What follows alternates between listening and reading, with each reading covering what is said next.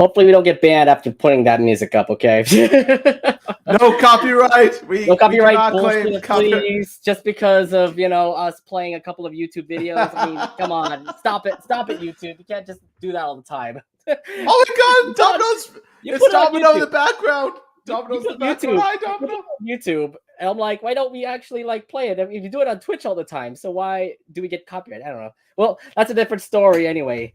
Nonetheless, we don't. So here's the thing. Welcome everybody to not a LoudCasa Talks podcast episode. We're actually going to be talking about another show that we are totally in love with, and that's Amphibia, and that is coming. Unfortunately, it's about to end really soon, literally in a couple of days. But holy crap, it was a big ride watching this show. I mean, we did a season 2 finale episode one time, and now when we hit to season 3, things got way epic to say. Oh yeah, definitely. It was a roller coaster of emotions, roller coaster of events. It's just like overall, it was quite a ride. Now we're not obviously in Utopia this time. We are in Los Angeles. I mean, FYI, we're in SoCal. I mean, technically we moved up. We moved up from NorCal, moved down to SoCal just to chill and see what happened. Apparently, there was a big frog that started to destroy the town, and thankfully, this girl named Anne Boonchoy actually saved us. Look at her actually having the blue hair and everything. I thought that was pretty epic. But she did save the world and all. Yeah, she'll be a celebrity soon. Just Anne Boonchoy will be trending all over social media and all that stuff. It's like, damn, she's got a bright future out of her now. I would say, yeah. I mean, nonetheless, she turns out to be very popular after what happened. Exactly. Or even Maggie respects her now. Even Maggie. So I gotta say this though. LA is currently, well, I kind of feel bad for the Hollywood sign that got destroyed. Thanks a lot, the big frog. I know. God damn it. Thanks a lot, Andreas.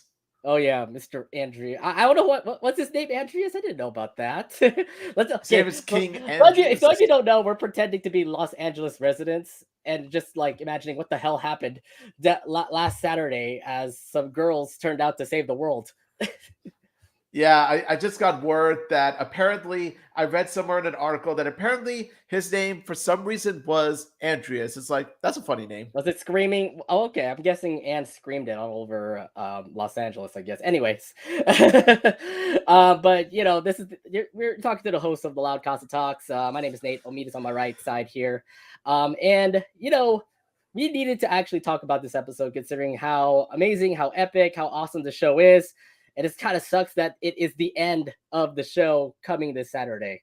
So yeah, we're going to be actually looking back at some of the best moments, showing our best episodes, showing our best characters, and of course having our preview episode. Of course, having our talk for what the preview of the end of Amphibia is going to be. So hopefully hopefully you guys are in here for a ride. I know that some of you guys are probably sleeping because you're in the East Coast, but we're in the West Coast and we're obviously relaxing, chilling, talking about Amphibia. So hopefully you guys are here for an awesome time tonight. That's right. So y'all just hop onto the chat and then just watch us fanboy, watch us discuss, watch us, go on to rant about how awesome Amphibia is. Amphibia was just an amazing show, to say the least. And last time we talked, we had a season 2 ending where we know what happened in True Colors. Let's see. Omid, can you think back on what happened in True Colors? Let's see. Sasha backstabbed that again. What was it? Marcy turned out to be was that a huge backstabber. And then Sasha tried to save Marcy, and then Marcy got stabbed in the back. Well then, and then Andreas, there's so much stuff that happened in that episode. And then Andreas turned out to be the biggest backstabber in the entire, in the entire kingdom. Apparently. Exactly. So up to a point where Marcy figuratively backstabbed Sasha and right before Marcy literally got backstabbed by Andreas. Yeah, I feel so bad for I feel bad. Okay, so I feel so bad for Marcy. Nonetheless, after that, we get to see Anne in Amphibia we're not gonna talk about season 3 now. So I'm like, we now meet up with Anne. She met up with her parents, and it turned out to be an awesome reunion. And of course, the planters are also there too.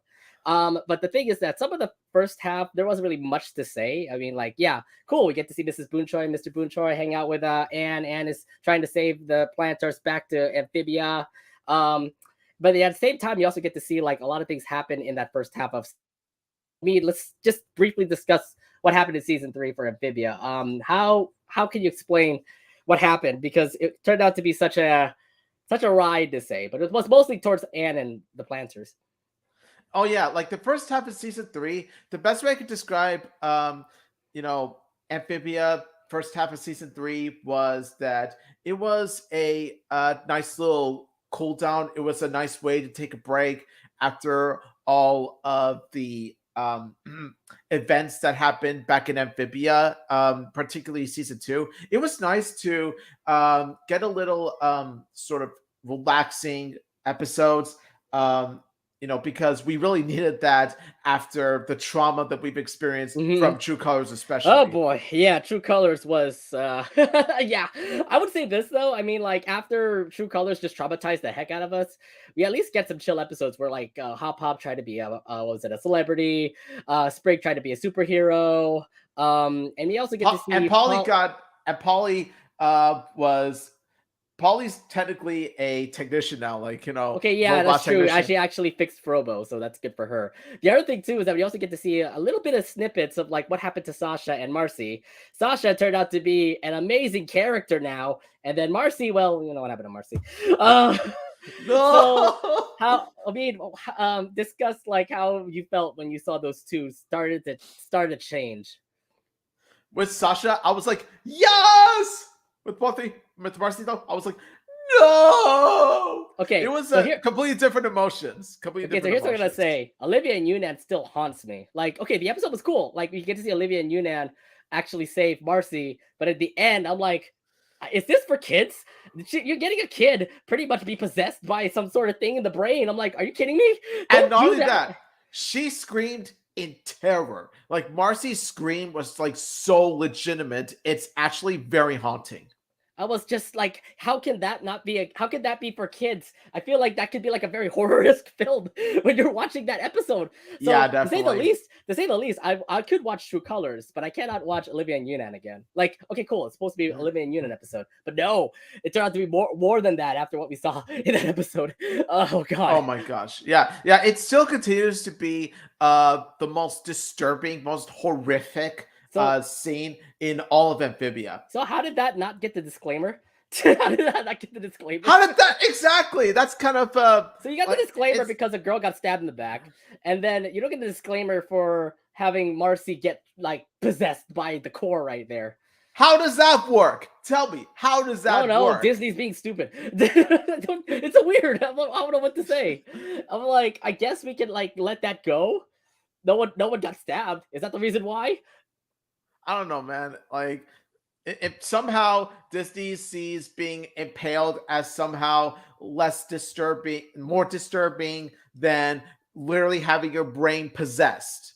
You're brainwashed, literally brainwashed, as she's screaming in pain. Disney, what the frog? I don't understand, though. I mean, I feel bad for Haley Sue because she had to literally put that scream out to Marcy, but it actually was legitimate. It's the reason why I like Haley Sue. She was amazing. Oh god, that scream! I do not want to hear that scream in Loud House. Because could you imagine Stella screaming like that? No, don't you tell me that Stella's going to be like screaming like that. It tells me like she saw someone like die in front of her or something. That'd be so traumatic. Yeah, no, I don't want to see that, because for one, I like Stella. She's a really good character. She deserves better than that. Yeah. Number two, I don't think it'll go that route anyway, because, well, let's face it, Amphibia is much darker than the Loud House. So it definitely is, for sure. All right. Because the thing is, like, Amphibia is more story driven compared to like the Loud House. The Loud House already has like a lot of fans. I mean, like, exactly. Loud House is more like slice of life. There you go. Yeah, okay. That's why we love it. Look at the podcast we have. But here's the thing: halfway through the season, Anne and the planters are now back in Amphibia, but it turns out Amphibia is actually destroyed. We get to see Sasha actually lead a rebellion, and we get to see a long-haired Sasha, which turned out to be like everybody's favorite now. Yes. And just a heads up, Sasha definitely turned the tide. If you watch the episodes, yeah, she's amazing. We didn't see much of Darcy. FYI, she's now the dark version of Marcy. But we also do get to see the current finale episodes where we get to see all the girls meet up together. Yeah, Marcy is still Darcy. Darcy is actually a really cruel. More like the core is a really cruel character. I mean, literally, just everything about it is just crazy. We get to see Sasha and Marcy fight. We get to see Andreas and Anne fight. And to say the least, we're now caught up with season 3. But the second half definitely showed its like, I would say progress to say. Can you, Omid, explain your part on like how the second half went for season 3 of Amphibia? Oh boy, you thought Andreas was going to be the main villain of Amphibia. You were wrong. You thought the core, well, technically, you could argue that, yeah, the core technically is the main villain, technically. But they go in a different route with it in the next episode, The Hardest Thing, where it turns out that the core possesses the moon. And it turns out, if you saw the promo... It's interesting. How did that core end up being like, end up separating from Marcy's head and then going straight to the moon? Can someone explain that to me? How did that happen? I think it's because the core, like, it's unstoppable. Like, the core is the most powerful force in Amphibia. Like, even more so than the king of Amphibia. The thing is that the core will actually be in the castle. So probably it's still in the castle when they tried to drift it. When they tried to like put it back in its place, but don't let Polly drive, by the way. And apparently the core went to the moon. I don't know. This is just weird how the way we kind of see that. Yeah, no. See, the core is smart. Like, he's really, not only is he manipulative, smart and also really but he's mean. He's very smart. So he knows how to maneuver. He knows how to maneuver of everywhere. Like, he knows how to pretty much take control of not just people, but also like I said, the entire moon. So let me tell you, the core like can be anywhere. It's not easy to defeat the core. Now the thing is that the core is probably mean. This is the reason why Darcy was hella mean throughout the episode. Like literally when she actually cuts Grimes' arm, she puts a pun. And I'm like, I hate you now. Wow. I hate you now, Darcy. Why would you do that? God damn it. Why would you say that? Like, this is the kind of thing that Luann Loud would do if she became the Joker. But that was just so cruel, though. I'm like, wow, why would you do that? Only Darcy? Luann Loud Joker is another character I don't know who would do it. Get it? Disarmed? I think it makes sense why Sasha went all berserk on her. Yeah, speaking of berserk, fun fact. Berserk is Sasha's favorite anime. It is true. So it is Sasha's favorite anime. So I kind of like. So I don't understand why Matt Bradley said Anne's is Nichijou and Sasha's is Marcy's is Inuyasha. I love Inuyasha, by the way. Anne has excellent taste in anime because Nichijou is such an awesome. If you try to say like anime. she's as silly as the girls, and then of course Inuyasha has a good story too. So maybe that's the reason why Marcy was totally into Inuyasha. And yeah. Speaking of Marcy, Nate, I'm gonna have words with you later. Right? I'm gonna have words with you. Oh my god! Later. Oh my god! Okay, well, you know what? Let's go ahead and get things started here. So we've just pretty much summed up season 3, and just a heads up, this is a literal question and answer thing. FYI, for those who are currently on the stream, you can go ahead and ask questions as we go through everything that we're going to be doing today. So yeah, the comment section is right there ready for you. So go ahead and ask questions. We'll go into our Q&As later on in the stream. So if you have any questions for us, please bring it up and then we'll, obviously answer it for you guys. Anyways, comment below. So let's get it started. Yeah, so let's get it started with Omid. See, we've been watching Amphibia the whole time from season 1 to season 3. We actually get introduced with so many characters. So let's go ahead and actually bring up our top 10 characters of Amphibia. All right. Yes. So, Omid, I saw your list here, and let's go start off with number 10. Omid, you said Hop Pop is number 10. Can you explain to me why you like Hop Pop as number 10? Well, because Hop Pop is such a caring father figure for Anne as well as his grandchildren. And also the fact that he is voiced by Bill Farmer. And let's be honest, Bill Farmer pulls off characters, making them memorable. Take a look at Goofy too. And also just the fact that I relate to him in a level because just like Hop Pop, I was an actor myself, particularly in a theater, so there was a bit of hop pop in me, which I respect. Like, we're both thespians, so I highly respect that. And also, this is a guy who, like, he's not a perfect father figure himself. Like, there are times where he does screw up. He has made mistakes. Take a look at how he tries to hide the calamity box from Anne. But then I like how no matter what, he does try his best to protect his family. He does his best to try to protect Anne. And just overall around, like, this is a farmer with good intentions, good heart, and just overall, like, a really good hop pop, really good grandfather figure. Now, my thing is that I'm gonna be honest with y'all. Hop Pop is not currently on my top 10 list. That's all I can say. Hop Pop is not on my top 10 list. It's So fair. It's fair. yeah, I mean, okay, to say the least, he could be like 12 to say. And if you're gonna put him on a top 10 list, I'll put him on my number 12. I mean, like, he has his flaws. He hid the box, so it's kind of selfish of him. I know he's trying to stay safe for his family. At the same time, I'm like, bro, this is the way for Anne to actually save herself. Why are you doing this to her?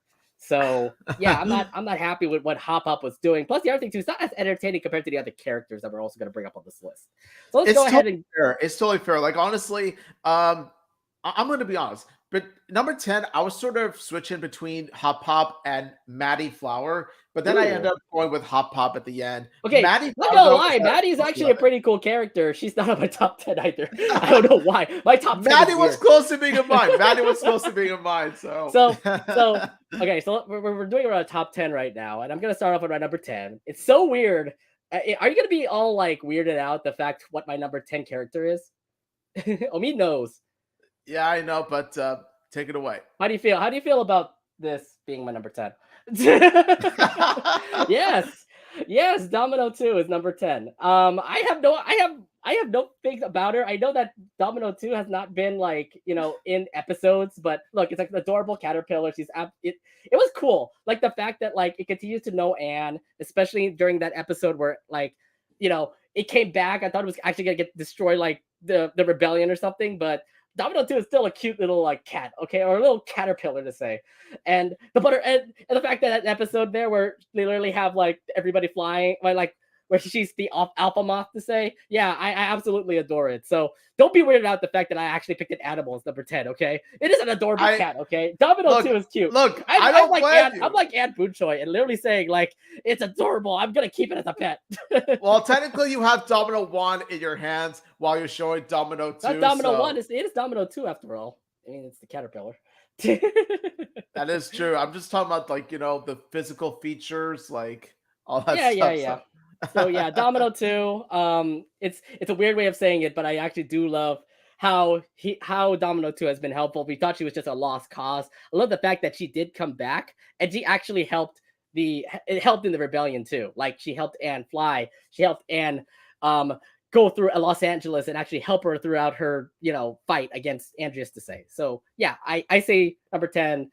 Domino 2. You may all say it's weird, but I love this. I honestly don't.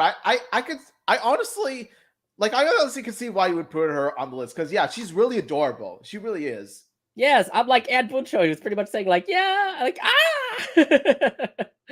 it's a cute little caterpillar. Okay, all right. So let's move over to our number 9. So I'm seeing the list here. Says here Grime is number 9 for you. Can you explain why Grime is number 9? Yeah, like, okay, to all those Hop Pop and Grime shippers, I can see right now, it's like, oh, you put Hop Pop and Grime. Oh no, here we go again. No. I promise you this. I can promise you it's a massive coincidence, okay? Just a coincidence. Okay, now, why I put Hop Pop at number 9? Well, Hop Pop's the kind of guy that looks brooding. He looks the type of character that could be this, like, serious, brutal, brutal bad guy that, looks the part of the villain. Like, but then we saw that he's, not the villain in season 2 finale, season 3. But underneath it, there's this, caring, a bit caring in his own way. Like, he has this, like, father figure personality-like thing to Sasha. And the thing is, like, with Grime is that like he looks, to be brooding, but he's actually kind of, he's actually pretty funny. Like, he has some comedic moments there. He has some funny lines.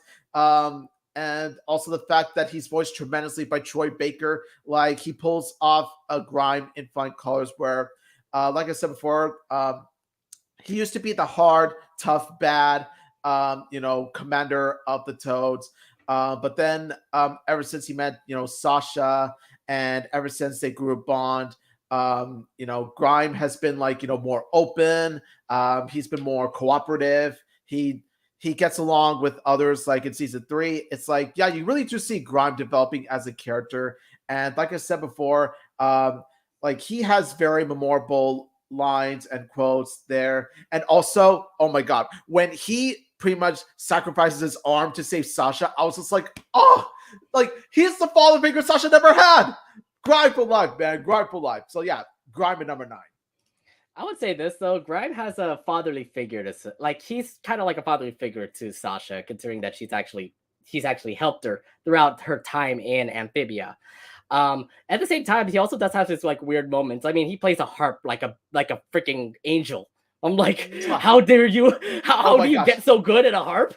Yes, I love that. It was just like, mwah. I'm gonna be honest though, like I love the Sasha and RC. I love it's no big deal, but honestly, if I were the judge, I would have gone with Hot Pop also. It was just so beautiful. Okay, fair for you.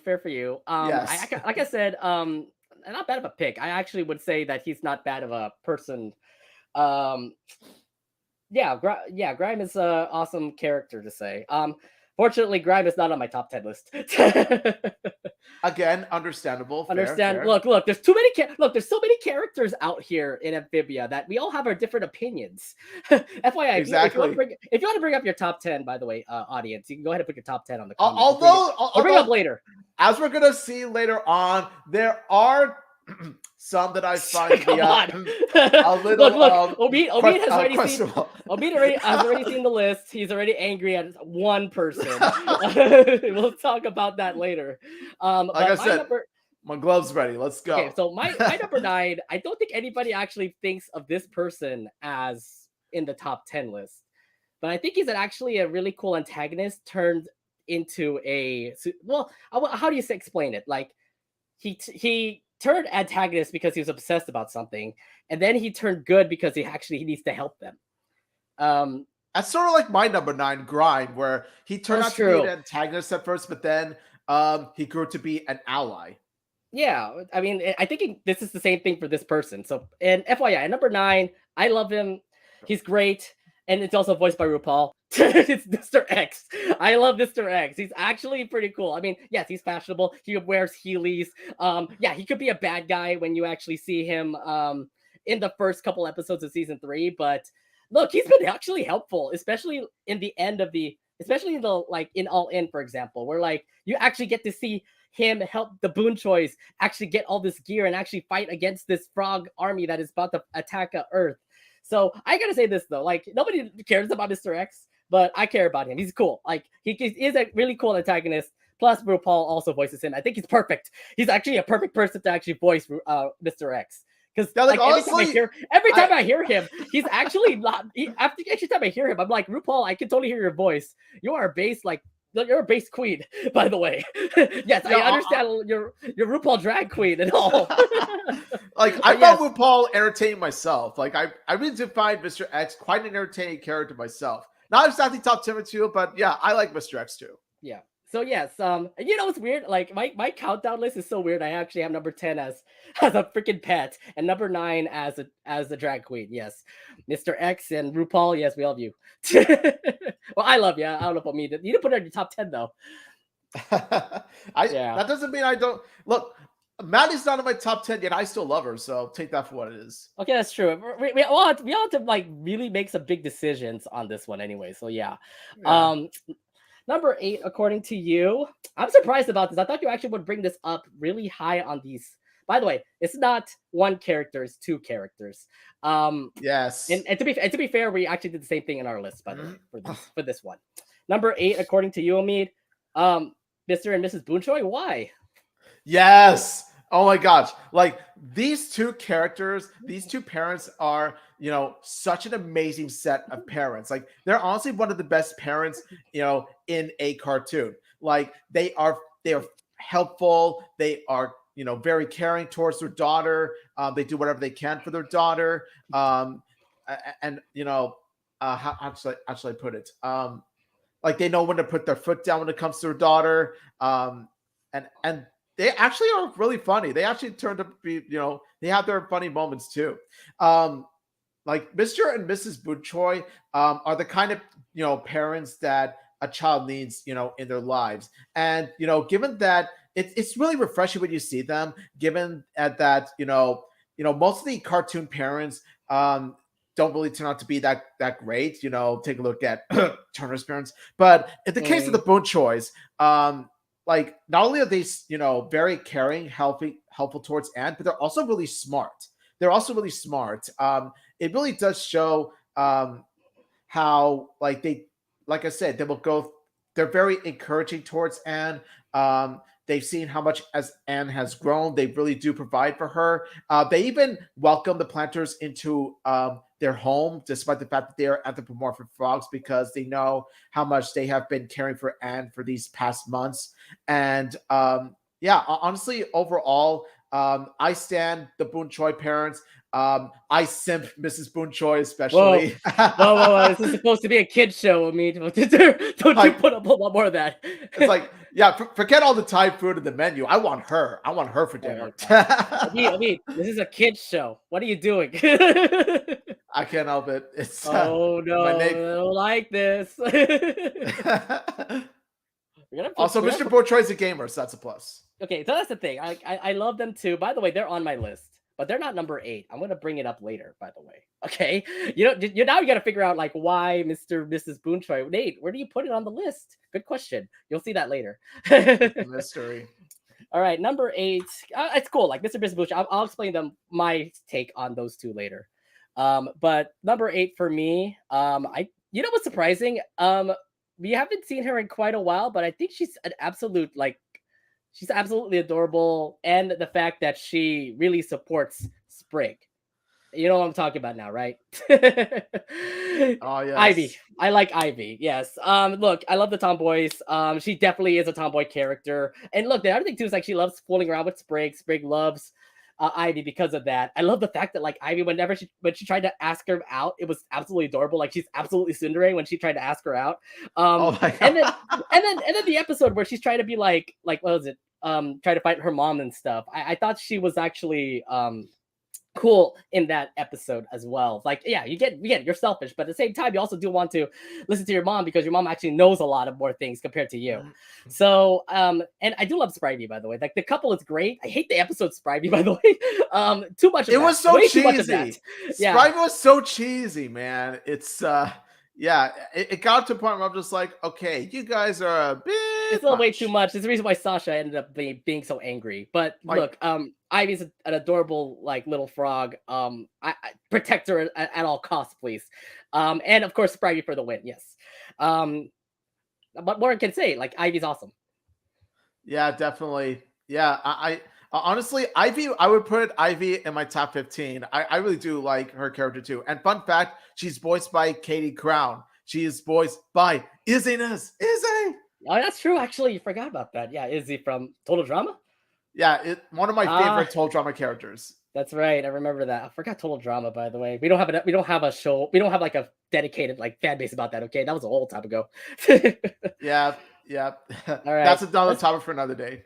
All right, let's head over to our number 7 favorite character. And I actually have the same ones. So, to say the least, Omid and I actually agree on this character as our number 7. So we're actually going to be very equal on this. She is in the Utopian Army, and she's also voiced by I forgot her name. Zara. Zara. Yeah, she's voiced by Zara. General Yunnan. We both love General Yunnan as number 7, by the way. So let's go ahead and discuss more about her. Omid, you go first.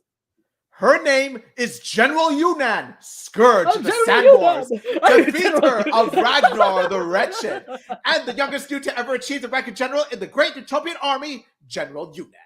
Yes, that's General Yunnan. Oh God. Okay, Yes. forget it. Forget all the introductions. She done that. She did that when we first see her, and then after that, we get to not see that a lot. Oh God, I love Yunnan. Love General Yunnan. Oh my gosh, it's one of those characters where I wish I could place higher, but then we do have other characters I want to talk about. But man, Yunnan is just S tier character. Like she's very boastful, yet she's heroic. She's very loud, yet she's very honorable. Like she is very like the best way to describe it. She's very wild, but yet she's very determined. Like and also her battle armor and the way she fights and stuff. It's just like she's the kind of warrior you just want on your side. It's just absolutely love her. I got nothing to say more about General Yunnan. I mean, the fact that she was an absolute badass when you first saw her fight against Sasha. And the other thing too is like I love that. Okay, so there's that about her. She's also badass. She's definitely an awesome like general to say. She's also supporting Mars. She also supported Marcy throughout. If you saw Marcy's takeover, was it theme song takeover? You get to see that she actually fought against with Marcy. They were pirates. They were pirates. Yes. Raiders to say. Newts of the Caribbean. Yeah, right. This is the Caribbean to say. By the way, but the other did you say Raiders? Yeah, okay. Nate, I heard you say Raiders. I said Raiders, yes. Okay, we get it. Raiders, One Piece Raiders. One thing I also wanted to say is the fact that like she has been so supportive to everybody there, Marcy and Sasha, especially during True Colors. And we also get to see like Olivia and Yunnan definitely are a thing. I really hope they actually become an endgame thing because it feels like those two are actually cute together. And the fact they actually do team up together, especially in their episode, Olivia and Yunnan. So it kind of sucks. Like when we first saw Yunnan back in the beginning of the end, she was possessed. But look, when she got kicked out of that possession from what was it, Andreas, she started out to still become a badass and actually help support support the humans and trying to save their planet and all. So I would say she's absolutely a character that I love. She's amazing. She's badass. And voiced by Zara, which I thought was just awesome too. Yes. I can't say much more about it. Like she's badass. I love it. She's General Yunnan. Definitely. Scourge the Sand Wars. Zara. I forgot the whole thing that she says. It's pronounced Zara. I mispronounced. It's pronounced Zara. Zara. Okay. I forgot how much she says, but it's a very long line to say. All right, so the rest of the list, by the way, we're all different in characters. So let's head over to number 6, according to Omid. Why would you bring him to number 6 though? He actually is one of my favorites, and you put him here? Okay. Number 6 to Omid is Sprig Planter. Please, why? Tell me why. Again. Excuse me, sir. If you think my placement of a character is bad, I'm gonna get to yours later. I'm gonna get to yours later. Supportive. Oh my God, did you not see how supportive Sprig was? Yes, he could be stupid sometimes, but he's again helpful to Anne and to like everybody. again. Given how I was just praising Yunnan, even though she was number 7, and then Sprig is on top of her, I think I pretty much guarantee, you can pretty much guess as to how I feel about this character. I love Sprig. I really do. He's this cute, adorable frog who is Anne's companion. He really does play the part and being Anne's most loyal friend, even more so than her human friends. Funny enough, and like he's also her companion. Like what I like about the fact is that he's really loyal to his friends and family, especially Anne, and also the fact that he could be a bit of a troublemaker at times, but then again, he's just a kid. Like he's a kind of little rascal that you just can't help but love. And like I said, also the fact that Sprig also has his moments too. His most emotional moment, of course, in Hopping Mall, and I'm gonna touch upon that later when we get to that episode. But yeah, needless to say, he's a good mixture of comedic moments, emotional moments, but all around, it's mostly like his heart and his loyalty with his friends and family that carry his character. How dare you bring him number 6? That's all I can say. How dare you put him as number 6? Again, number 6 is not that bad of a ranking. Okay, calm your. Okay, just a heads up. I put Sprig in a really calm your toads position. All this is calm your toads. Number 6 is not that bad. It's not that bad. I put Spring in a respectable location. Okay, I put Spring in a respectable location. So hopefully, for those who are listening, who are watching on our stream, I understand. Yeah, people are actually. I love this comment, by the way. Omid. I know. I'm aware, Sean. I am aware. I'm aware of that. Okay. Just a heads up. We're gonna tell Sunny now, just because that.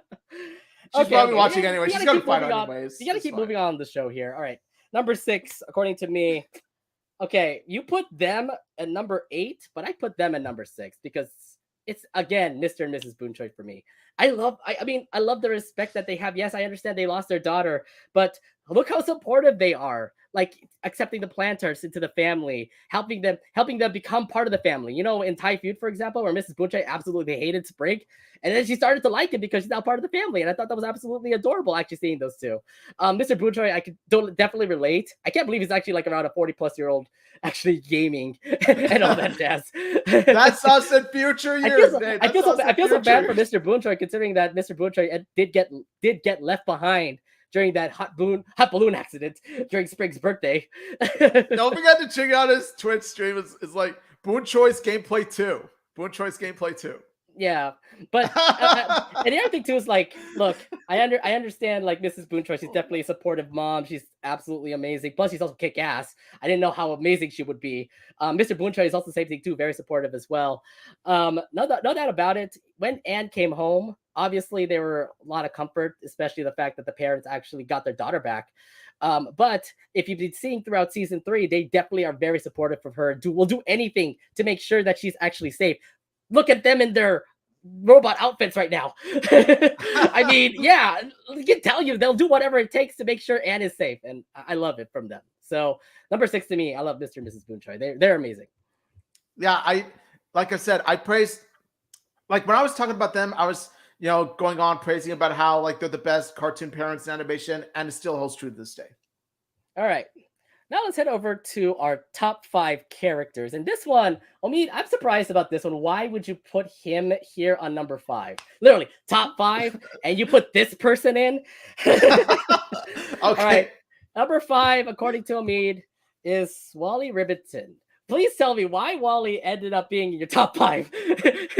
Okay. I know some of you are going to think it's very Wally of me. Like, it's just weird for me to put Wally in my number 5 as Wally himself. But let me show you, like, there are legitimate reasons why I think he's one of the best Amphibia characters. Like, I really love this guy.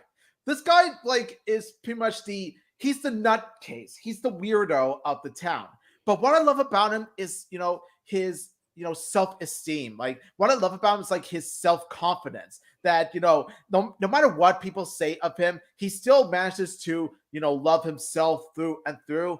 And I think like that's really, he's the kind of character, he's one of those characters that's very inspirational, where like, we're pretty much looked upon as like, the weirdos or the misfits of, society or wherever we are because of our own, how does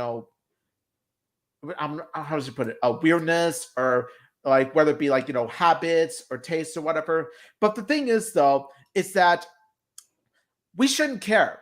Like, just like Wally doesn't care like what people think of him, we shouldn't care what people think of us. So that's why I feel like Wally's one of the best characters, because he's very inspirational. Not only that, but we also get a nice family background of him. Like, it turns out that he actually came from a rich family. You never would have guessed it in season 1, given his clothing attire and stuff like that. So I really do like that layer of the character.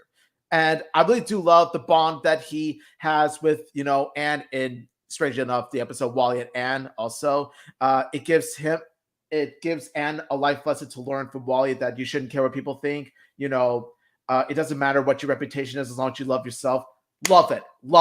I'm going to touch upon that episode later. But so all in all, these are the reasons why I love Wally.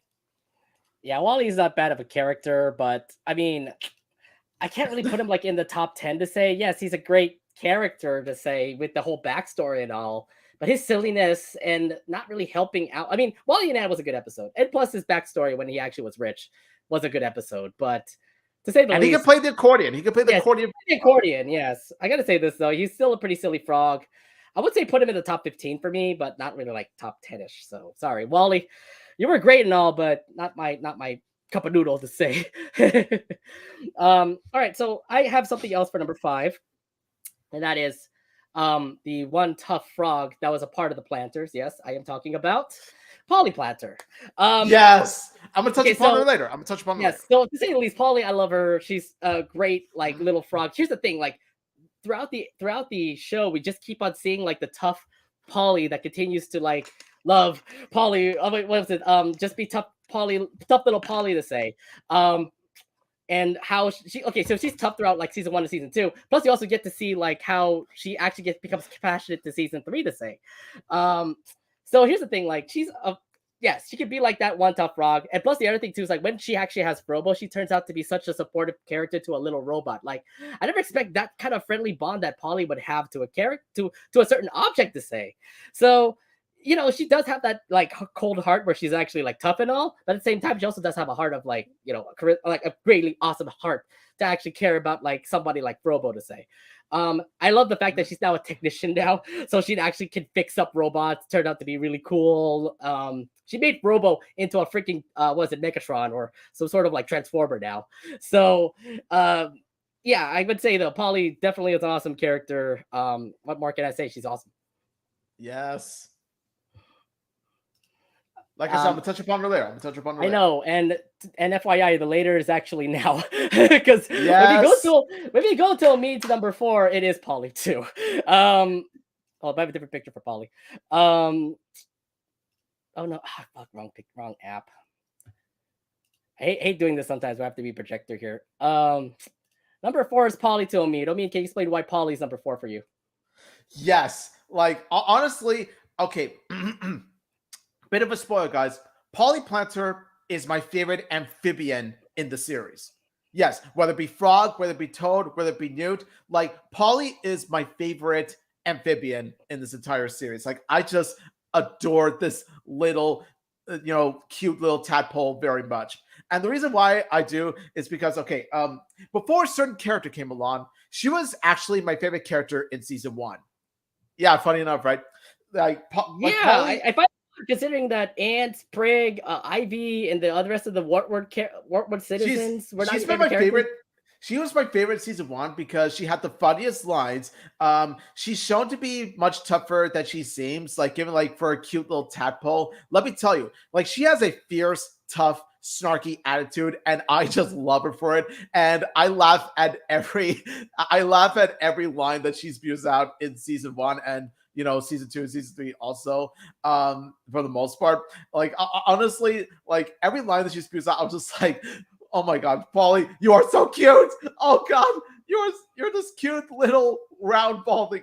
I love Polly so much. Like I probably have a Polly plushie in my shelf in my room, and it's gonna stay there forever. And I do like how, despite her fierce tomboyish attitude, she's shown to pretty much show hearts. Like she's shown to be very caring and loving towards her family and to her friend Frobo as well. Like she's willing to pretty much do whatever it takes, despite the fact that she's a baby.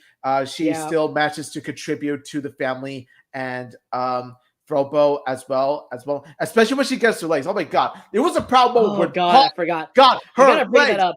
My little baby's got legs. My little baby's got legs. She got legs, and she turned out to be more epic. Like when you see her in season 3, so it tells you that her growth is definitely showing. Not being a little polytoad or whatever, a tadpole, not a little tadpole anymore. Now she's actually turned into a frog, and it's beautiful to actually see how Polly became like that. Yeah, so overall, Polly is one of my absolute top favorite characters. Obviously, she's my favorite amphibian character, and Polly is awesome. All right, awesome. Okay, Omid is gonna hate my number 4. Really gonna hate my number 4. Take I it mean, away. we are going. I mean, we are going straight to the top 4 characters, and I was really thinking about like, okay, we got the girls, we get the frogs, um, but the thing is, like, this person definitely felt number 4ish to me because I felt a certain frog definitely made it to the top 3. And I'm sorry for those who are huge fans of this person. Omid is definitely definitely a huge fan of this person. But my number 4 is Marcy Wu. I am not okay. Out of all the 3 characters, Marcy Wu is not my favorite. Look, she was adorable. She was adorable when we first saw her in season 2 in Marcy at the Gates. Yes, awesome. She's beautiful. She's kind of charismatic. She's like the silly character that you know could. Yeah, just a silly character, but she just feels a little selfish too. I mean, in the first example, you can see Marcy go through all the puzzles, but she doesn't care about the planters or even Anne getting hurt. I mean, what's going on here, Marcy? Do you care about them? It doesn't take you until the final puzzle to say like, oh my god, I can't believe I'm hurting my friends. First of all, you place Marcy like not in the top 3. No, like you place her outside.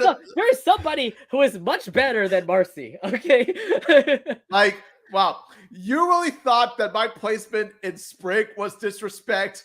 You really thought my placement was disrespect? I'm looking at this right now. I'm just like, okay. Nah, here's the thing. Marcy is currently top 5. Okay. You put Sprig in the top like 6. Why not even in the top 5 list? 6 is good. 6 is good. No, it's not. You put Wally over Sprig. Can you explain that to me? Like I said, just the fact that Wally's the cookie guy, yeah, he loves himself. Sprig is so helpful. How the hell do you not think that Sprig is not better than Wally? What is this? Like I'm not gonna lie. To be honest, like it was sort of a toss-up between the two also in that field. So okay, I'll continue on here.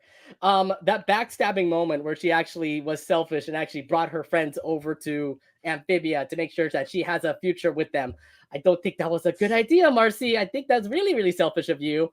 That actually really twisted my heart, the fact that Marcy actually backstabbed Anne and Sasha there.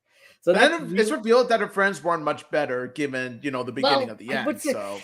No, I would still say Marcy still ended up being, kind of mean. Well, still that shift where she actually, did this for her own selfish good. I mean, that's still not cool for Marcy. She was scared of moving out. You can understand. She was scared of moving out. Scared of moving, but Marcy, you can't do that. That doesn't feel cool especially when you do someone with innocent, like Anne, for example. I mean, Anne didn't know anything about it. Sasha, maybe, because Sasha's a boss. But Marcy, why would you do that? I mean, I understand you're just being selfish and all, but this is not cool.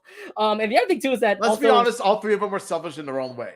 Anne is okay. Anne is not. Anne is not. Shut up. Maybe. She was selfish on some occasions, especially with Sprig. In some occasions. Okay. Well, okay, maybe first season wise. But like I said, Marcy was not cool. It took me a while. Okay, so it took me a while to actually try to forgive her. But the fact is, like, throughout season 3, she was mostly Darcy, so she started out to be really mean, for example. What really twisted the heart for me with Marcy is the fact that she actually turned out to be, obviously innocent. Her mind is pretty much stuck in Darcy. It was thanks to Sasha and Anne that ended up actually taking her out the core and actually getting her memories back. And the fact that she actually, she actually turned out to be nice again, to say. I hope after the hardest thing, nothing bad happens to Marcy because she suffered way too much. I get it. Like the selfish act, yes, it was way too harsh. Marcy, you definitely are a bad person when you did that, but I believe your suffering was enough. Don't jinx it, man. Don't jinx it. Marcy, I think you've suffered enough. I believe you're fine. I think 4 was still good enough for me for her. So yeah, Marcy's 4 for me. Okay, well, at least, like I said, at least it's top 10. Like, at least it's top 4. At least it's top 5. Okay, listen, at least it's top 5. Okay, at least it's top 5. God damn it! Oh god, we're going to be all about this here. It's gonna be a. I know Omid was gonna freak out the fact that Marcy was number. Marcy was not. Up, yeah. Marcy was not in number 1. Okay, I get it. Don't forget number 1. She was the top. She was in your top 3. It's like, what is this? All right, let's head over to our number 3 character. And now we're getting to our top 3 characters because we all love them respectfully, but we have to decide which of these top 3 characters end up being like 1, 2, 3 to say. Omid put Sasha Waybright as number 3. Can you explain why Sasha is number 3? Yes. Now, coincidentally enough, okay, here's a bit of a spoiler again. Now my top 3 are actually the Calamity Trio.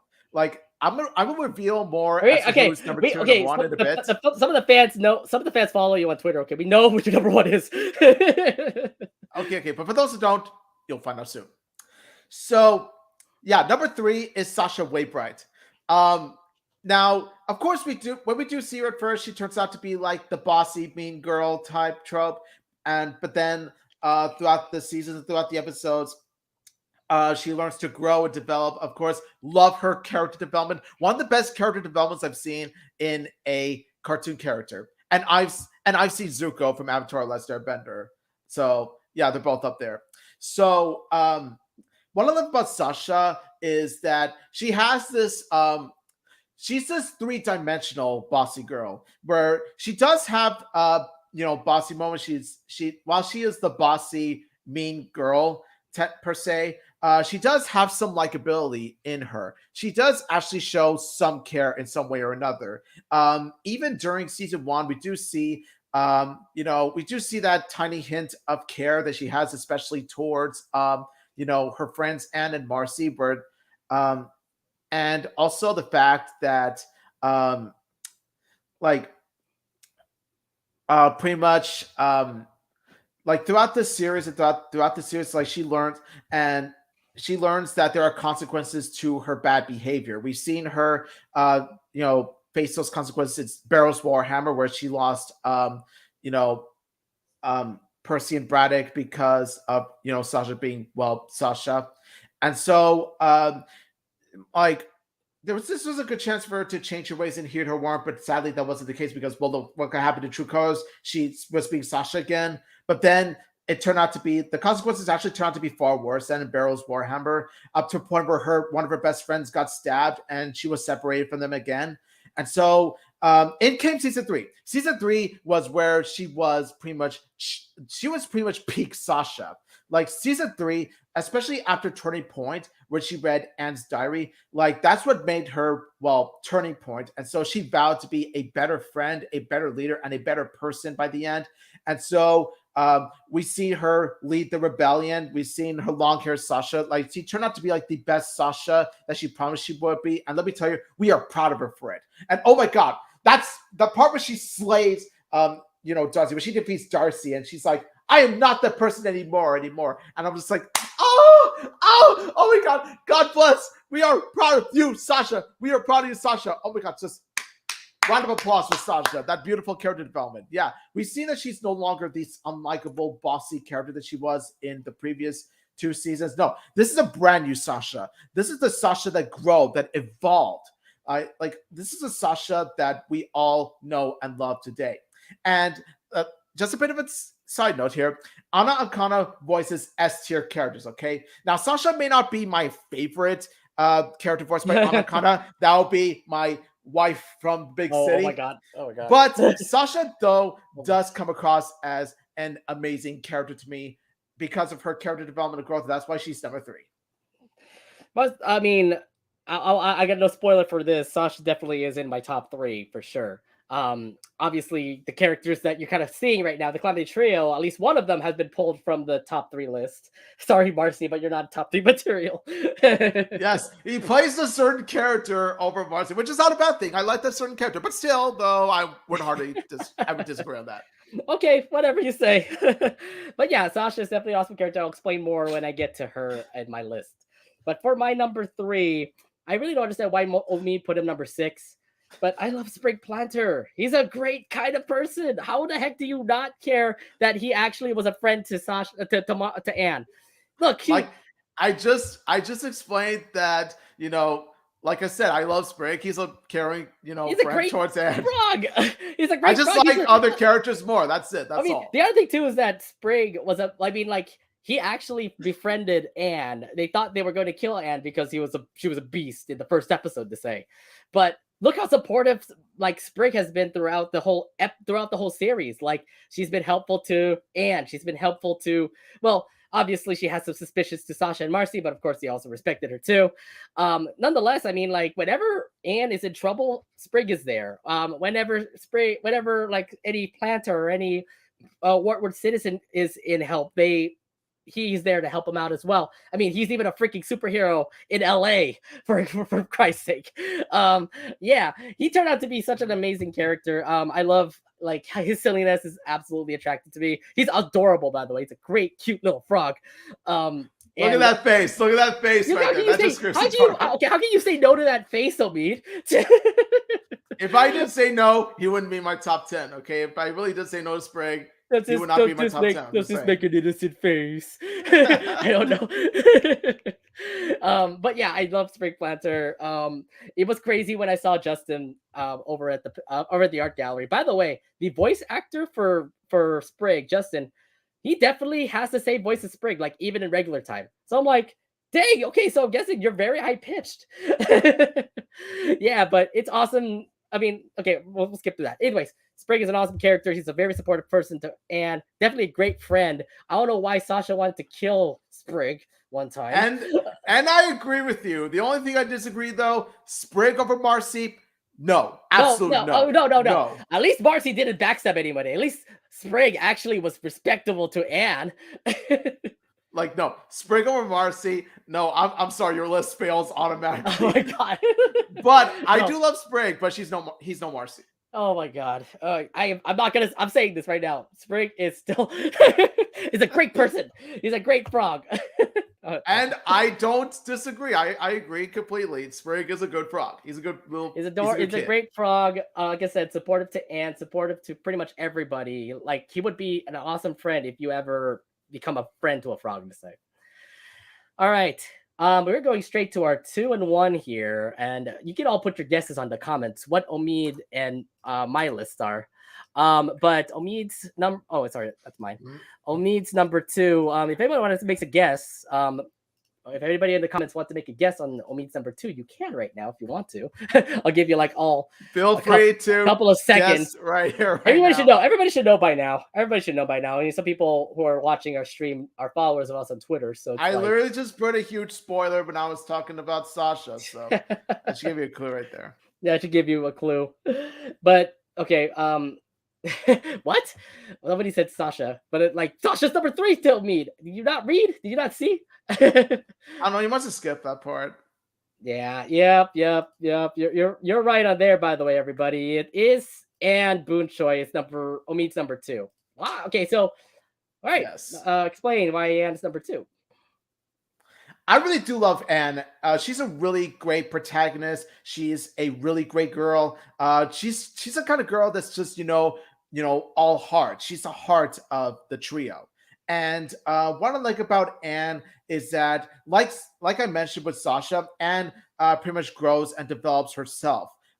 We see her as we see in season 1. We've seen her as the kind of girl who has flaws, makes mistakes of her own, but throughout her episodes, she manages to fix her mistakes. She manages to learn from them, and she's pretty much the kind of girl who would fight for the people that she loves, rather be fighting against Sasha to protect Hop Pop and the Planters, rather be fighting against Andreas because he dropped Sprig, or rather be fighting Andreas again to save the world.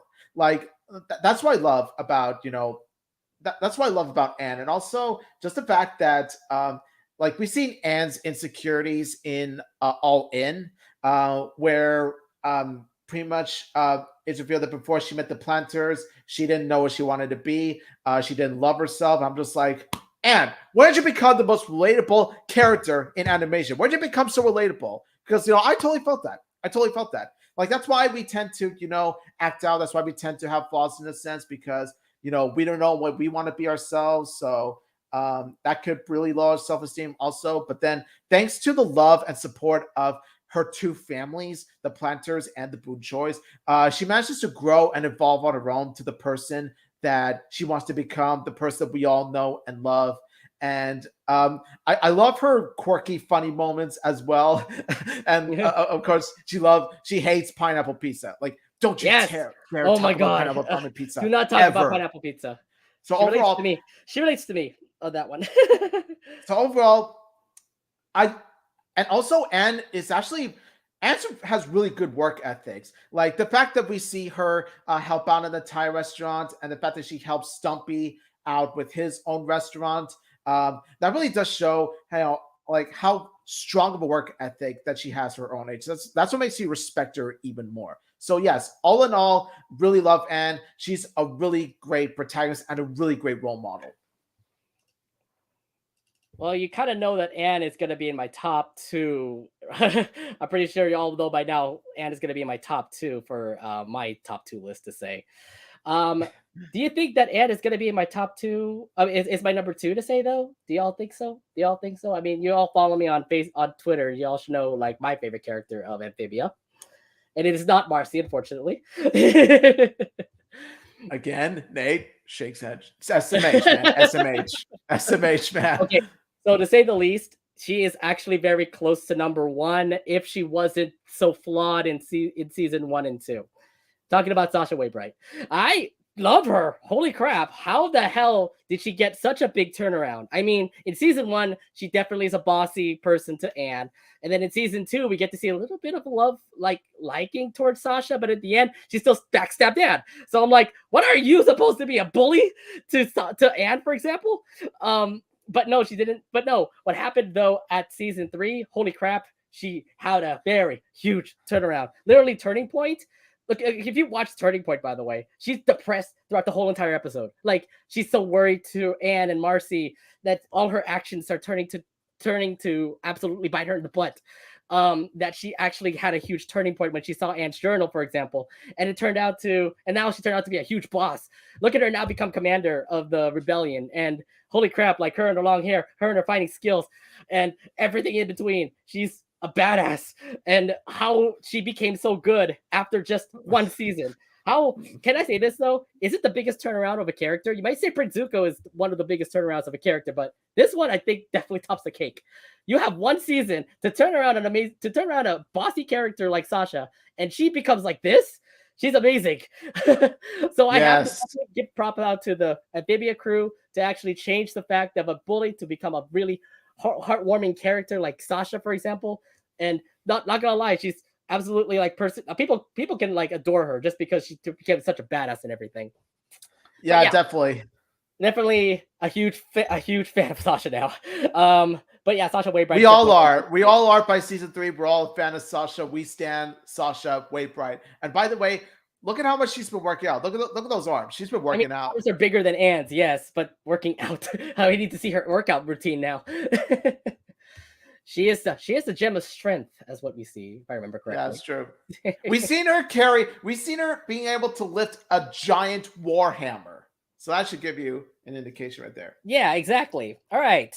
Well, you should all know by now our number one characters. Omid will immediately go first with his number one. I definitely put up a good picture for Omid with number one. Yeah, y'all know it. Y'all know it by now. She's adorable. She's cute. She did backstab Anne, but at the same time, she did turn out to be a really awesome character throughout season 2. She became Darcy season 3 though, but unfortunately, either way, Marcy Wu is Omid's number one. Yes. So can you explain? Okay. Is it because you saw her and Marcy at the gates is the reason why you love Marcy? Or my God. Okay, like much like how For Bros About to Rock gave me my favorite character in Luna Loud, Marcy at the Gates, right from the get-go, gave me my favorite character in Marcy Wu. I stan Marcy so much. Have been ever since that episode.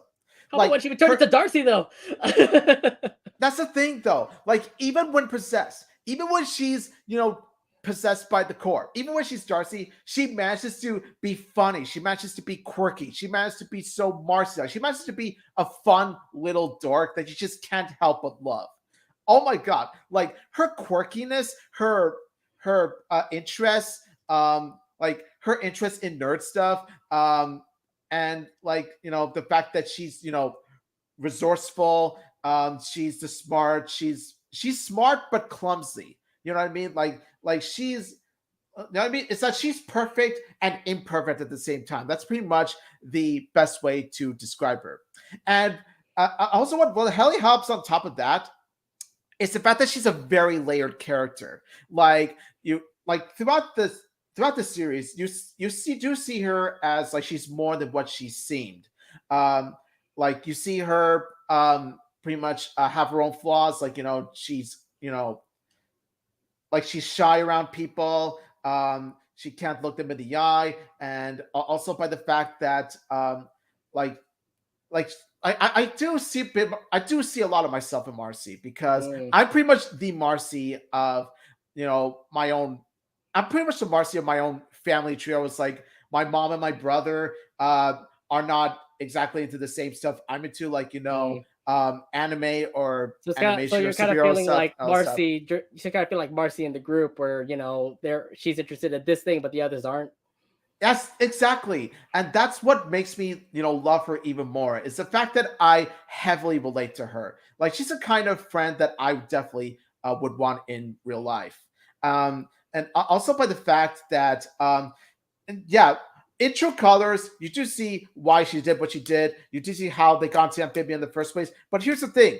You do understand why. You do see the reason behind it. It's because, her family has to move out and she's conflicted of what she, has to do. And for a girl that is very introverted, that, for a girl that is pretty quirky, for a girl that pretty much for a girl that of her type, it's really hard for her to find friends easily once she moves out. So that's why she holds on to Sasha and Anne, because they're pretty much the closest friends that she has to her. And because of her introverts, because of her shyness and stuff like that around people, can't look them in the eye, it's hard for her to go out and find new people like this early, and especially at that age. So, and yeah, overall though, like for these reasons and much more, Marcy Wu is my favorite Amphibia character.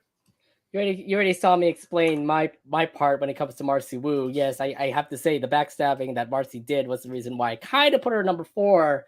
But you know what though? She's still an adorable little pea, and I still respect her as an amazing character. So to say the least, yeah, she may be off the top 3 list, but she still is a great character. Okay, she's in the top 10 at least. All right. And Nate, we all know what your number 1 is, bro. Right, y'all should know my number 1 by now. Take it away. I loved her ever since the beginning of the show. You all should know by now. I mean, she's voiced by one of my celebrity crushes, by the way. Yeah. Okay, I love Brenda Song. I loved her when she was in the Sweet Life of Zack and Cody, for example, and also she was also in what was it, the Social Network. But yeah, it's Anne Boonchoi. I am loving her. Like the thing is that, look, I understand. Like I could follow up with Anne. Like she is selfish sometimes, but like the way that she grows throughout the show just tells you like how amazing her character has been. Like she has been selfish in season 1. She wanted to throw her own party, and she also had the heart of actually saving the planters and everything. So like that's her second family. So what you do with family, you end up saving your family and all. And of course, she has that mission to get those gems to work. Obviously, has to go to Newtopia to visit Marcy, and of course, that turned out to be a huge reunion with those two. But at the same time, just continue to see that Anne continues to also grow. Like, yeah, you can be your selfish self. You hate responsibility when you were a little kid, but and throughout the whole entire series, she's just continuing to grow, continue to have a good heart. She's turned out to be really nice. And in season 3, she turned out to be like one of the greatest people to actually follow. I mean, yeah, she could be a little bit selfish. At the same time, she still is growing up. She's turning out to be such a character that I can relate to. Plus the fact that like we keep seeing like new things about her, like for example, when Sprig got thrown from the castle and she turned into Super Saiyan, like yeah, I definitely love her after that. And obviously the best form of her, by the way, Super Saiyan. Oh my god, she's a badass at yes. that. Oh, and Super Saiyan, yes. Yes, and also she loves K-pop too. So, she's just amazing. She's an amazing character overall. She resembles like most of like how characters are. The growth of how she was from a selfish girl all the way up to like who she is now. I think that there's a lot of respect about her. Anne Boonchoi definitely is a great person. She's amazing. But yeah, my number 1, no doubt, an awesome character. And I stand Anne, no doubt about it. I stand Marcy. So let's go. But yeah, that is our top 10. Honorable mentions. Do you have any other characters you want to bring up? I know you said Maddie was one that you also wanted to bring up. Yes, I said Maddie. Like Maddie was really close to being my top 10. She really was.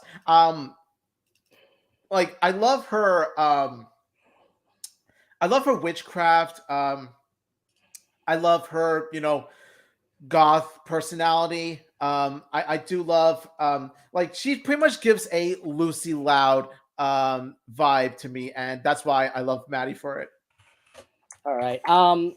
What other characters can I bring up for honorable mentions here? I actually don't know. Well, obviously the characters from LA. It's weird how Molly Joe became such a basic, she's such a good secondary character. She only appeared during Spider Spring, and she turned out to be helping everybody now. um, even the old people, even the old person from the Hollywood movie too. I'm like, really? Hot Pop's variant. And I Hot love the Pop's girl, human and I love the variant. girls. By the way, I forgot their names. Dr. Jen and Terry. Okay, yeah, those two, but the other two, the robot girls. Yeah, I love them too. Allie, They were really and fun characters. it's Allie and somebody else. I forgot her name, but I love those two. And I think there's something else I actually want to bring up. Maybe, actually, that's it. I think it's mostly the LA people.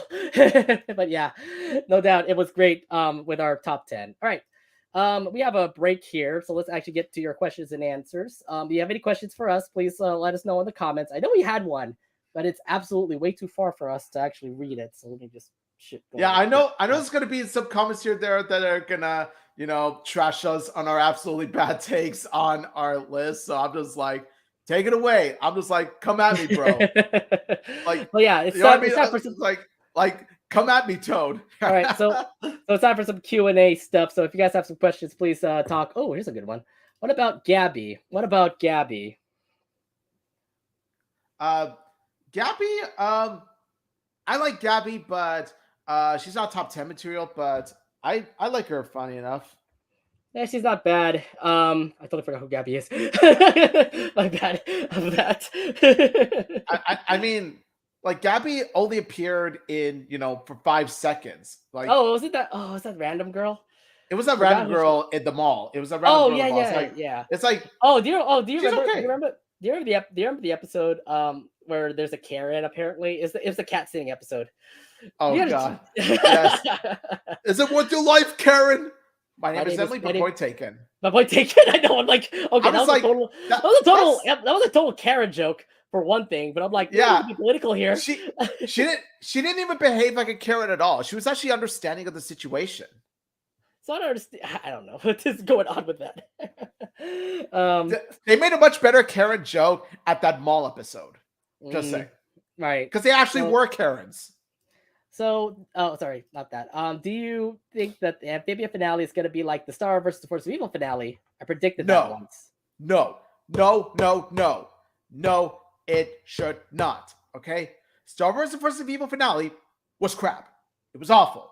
All right, it was a Deus Ex Machina mess that just brought the series down to an even lower level.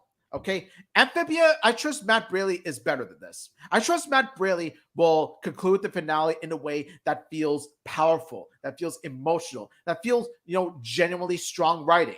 Yeah, no. Honestly, Amphibia will not go down the Star versus route. I don't think it's going to go down that route. I mean, I feel like it's going to definitely be way better. We're going to be putting our predictions to the final episode soon.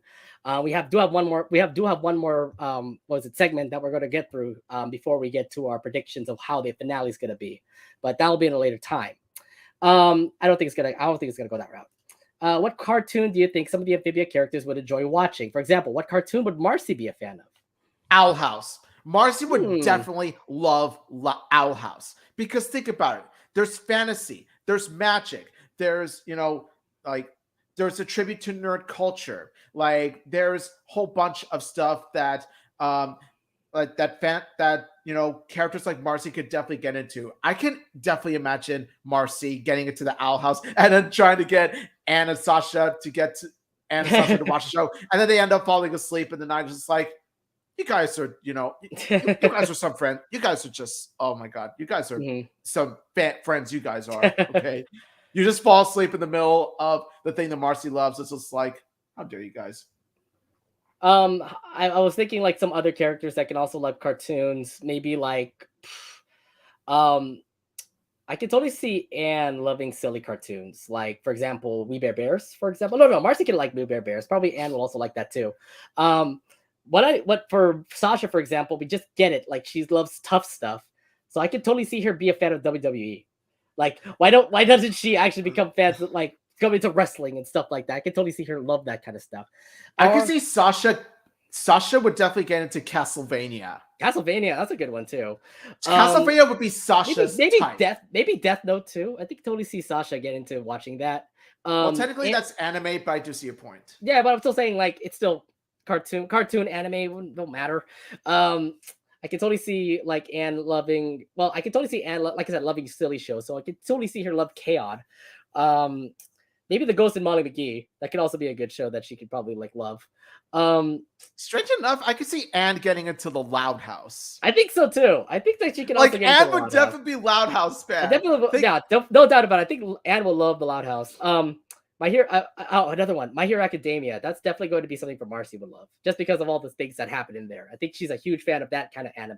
Shonen animes. There you go. Avatar: The Last Airbender and Legend of Korra. Marcy would get heavily into it. I think she would definitely. Okay, so are we agreeing with this here? She loves story-bound cartoons and is into just basic like crazy cartoons. She might love the Looney Tunes, for example. That's something that she would probably get. And then Sasha is definitely into tough cartoons, so she'll probably get into Cowboy Bebop, Gurren Lagann. Those are animes. I don't know what they are. Black Lagoon. Sasha would be a huge Black Lagoon fan. That'd be badass, actually. Yeah. Because I would say Sasha be like, okay, like Revy is my idol. Like Sasha would definitely look up to Revy as a role model for her. Like Sasha would look at her and be like, that's me in adult years. There's another question from Carmine. What Disney movies would Aunt Sasha and Marcy be a fan of? That's a good question. Marcy would definitely be a fan. If I know Marcy very well, she would definitely be a fan of Raya and the Last Dragon. That's a good one, yeah. Okay, I know Anne is totally into drama stuff, so I would say, oh crap, maybe Toy Stories. the drama stuff, so I'm thinking Toy Story could definitely be for Anne. Sasha is into the tough Disney movies, so I don't know if Hunchback of Notre Dame. Sasha would definitely get to Hunchback of Notre Dame. Is that a tough one, really? Hunchback of Notre Dame is quite possibly Disney's darkest movie. Maybe Lion King too. Maybe the Black Cauldron too. I mean, I heard that Black Cauldron is definitely a tough movie, not for kids. Yeah. Yeah, but even though it was kind of a flop itself, yeah, I would kind of agree. Yeah. Mm-hmm. All right. I think we have one more question here from Raul. What anime character would Marcy Wu be in it? What anime character do you think would? Okay, so let's just say like what anime character would relate to Marcy Wu? Good question. Kind of hard for me to say. I would definitely say that. Okay, if Persona 5 counts, I know technically it's a video game, but then it's again, also there's an anime for it too, so we can bring that. I would see Marcy Wu relating a lot to Futaba Sakura. By the way, another one of my favorite characters ever, just like Marcy, because they're both gamer girls. They're both shy and introverted around other people, and also they're very smart as well. They are very loyal to their friends. So yeah, all in all, I could see Marcy and Futaba getting along so well. All right, I feel like for Marcy, she could be like Chika from Kaguya-sama. She is silly and stuff like that. I can totally see her be I can totally see her be like that. She can get into rap, that kind of thing. I can totally see Marcy be like Kaguya. I mean, not Kaguya. Chika from Kaguya-sama Loves War. All right, last one before we go into our top 10 episodes, which is our next segment. What are some of your favorite guest voice actors who voiced the character in Amphibia? Brad Garrett. Like the moment I heard that voice, I was just like, "Oh my gosh, it's Robert Barone!" I did this one joke where it's like, Brad Garrett's character, like in Spider-Man, saying, "Everybody loves Frogman." Love it. Actually, you can hear. Actually, for those who don't know, you can hear the voice. You can hear the voice of him too, especially because I know that he's in like Jimmy Dean commercials now. Yeah. But yeah, I get it. Like the voice of him, was he in Seinfeld or something? I forgot.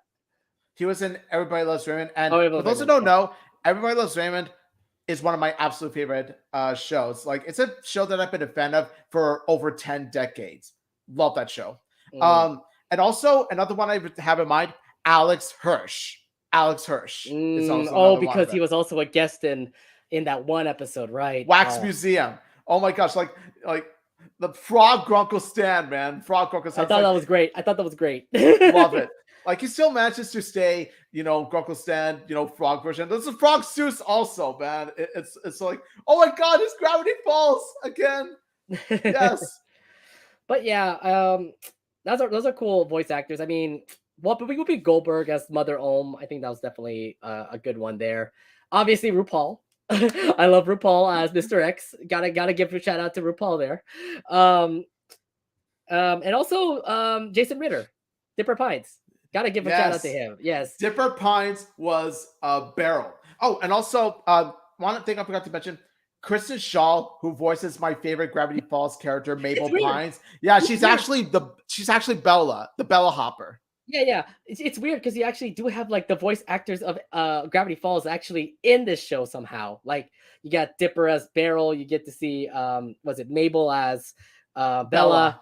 Yeah, as Bella, and you also get to see Grunkle Stan as well, that frog in the wax museum. So yeah, I gotta say that was it's awesome to actually have those guest stars in it. But yeah, those are some of my favorites. But I think everybody else got theirs. All right. That is pretty much it for our questions. We'll have another session after our next segment. So let's head over to our next segment here. It's now time to bring up our top 10 episodes. Now, obviously, it's a lot of thinking because there's a lot of episodes from season 1 to 3. We obviously cannot put in the hardest thing, obviously, because it's not aired yet. So breaking down all the episodes, we have now figured out our top 10 episodes. So let's go ahead and bring it out for you. Omid, we'll start off here at number 10. An interesting one for number 10 for you, and it's Wally and Ann. Why Wally and Ann for number 10?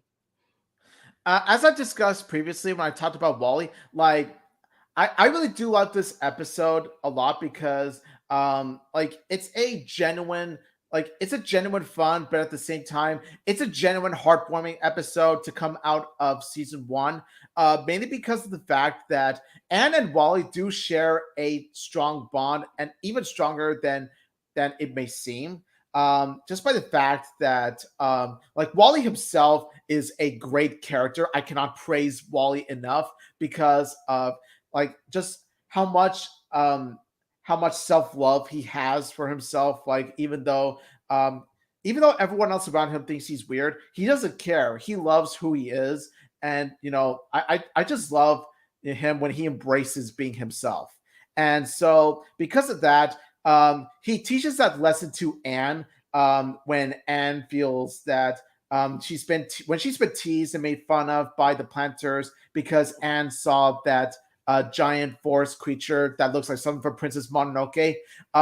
They managed to tease and make fun of her, and she goes out of her way to get proof of that, so that she won't be made fun of and teased and called weird anymore. And Wally teaches Anne that it's not such a bad thing as long as you don't think of yourself as weird.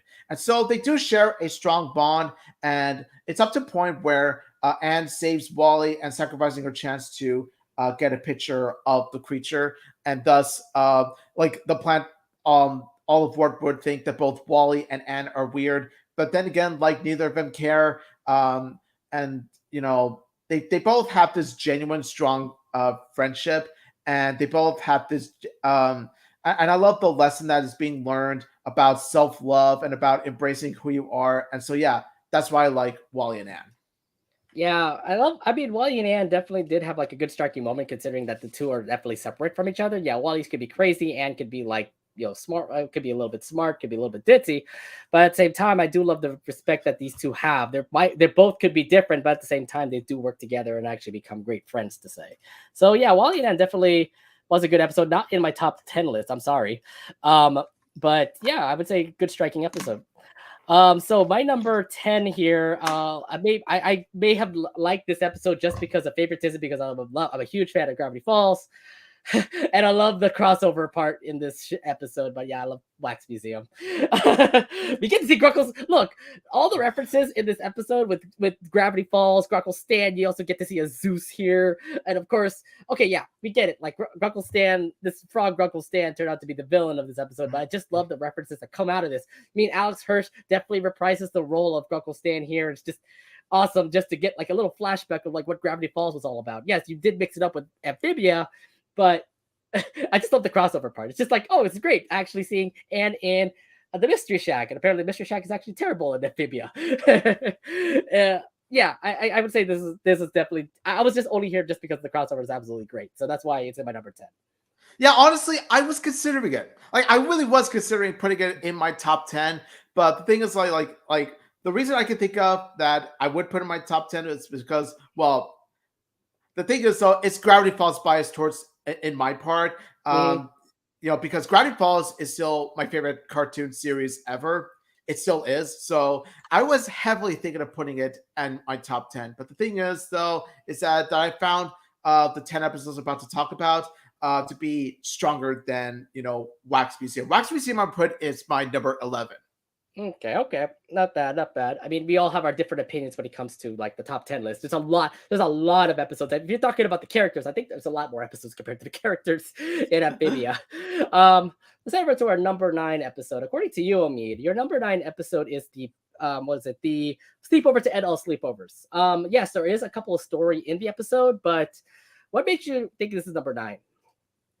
Yeah, honestly, the Sleepover to End All Sleepovers is such a fun episode as a way to sort of like get a little break from all the heavy stuff, the story that's going on, just watch them have fun with the sleepover. You know what I mean? Like, it feels like a genuine fun sleepover that Anne and Marcy usually have with Sasha. But then this time around, it turns out that, Anne and Marcy sort of become the Sashas of the sleepovers. Like, they're the ones that are pretty much in charge, like, because it's Sprig and Polly's sleepover. And so, of course, it's fun to see them pretty much mess around with the kingdom and pretty much driving Olivia crazy up to the point where she would drink juice. And so, wine. They don't want to bring up the wine. Thanks a lot, Disney. Hey, it's Disney, man. Okay, so they got to come up with an alternate word for it. All right. So what happened was that we do see them have fun with it. And so what happens next is that things get just a bit intense, like on the episode's part, when it's been revealed that they go down to pretty much where the covens are. Like, there's this huge swamp full of covens. And so in that, they pretty much like find these ghosts and all that stuff. Like, it turns out that that area, that floor is actually haunted, so they run. And so we do find out that, like, in the book of losers, it actually turns out that Anne and Marcy were pretty much the ones that are sort of bailing on these dares. But the only one that was brave enough to never get in the book was Sasha. And so it turns out that by that experience, Anne and Marcy want to see what it's like to be the Sashas of this particular sleepover. But then it turns out to be harder than they thought because, well, Sasha is Sasha, and Marcy and Anne are, well, Marcy and Anne. And so yeah, like I said before, overall, it's just really fun to see all these characters have a sleepover on their own. It's a nice, relaxing episode to take a break from the heavy stuff, and also at the same time, it gives Anne and Marcy something to learn as well. And you do feel that, like, they're genuinely having fun in their sleepover. That's why it's number 9.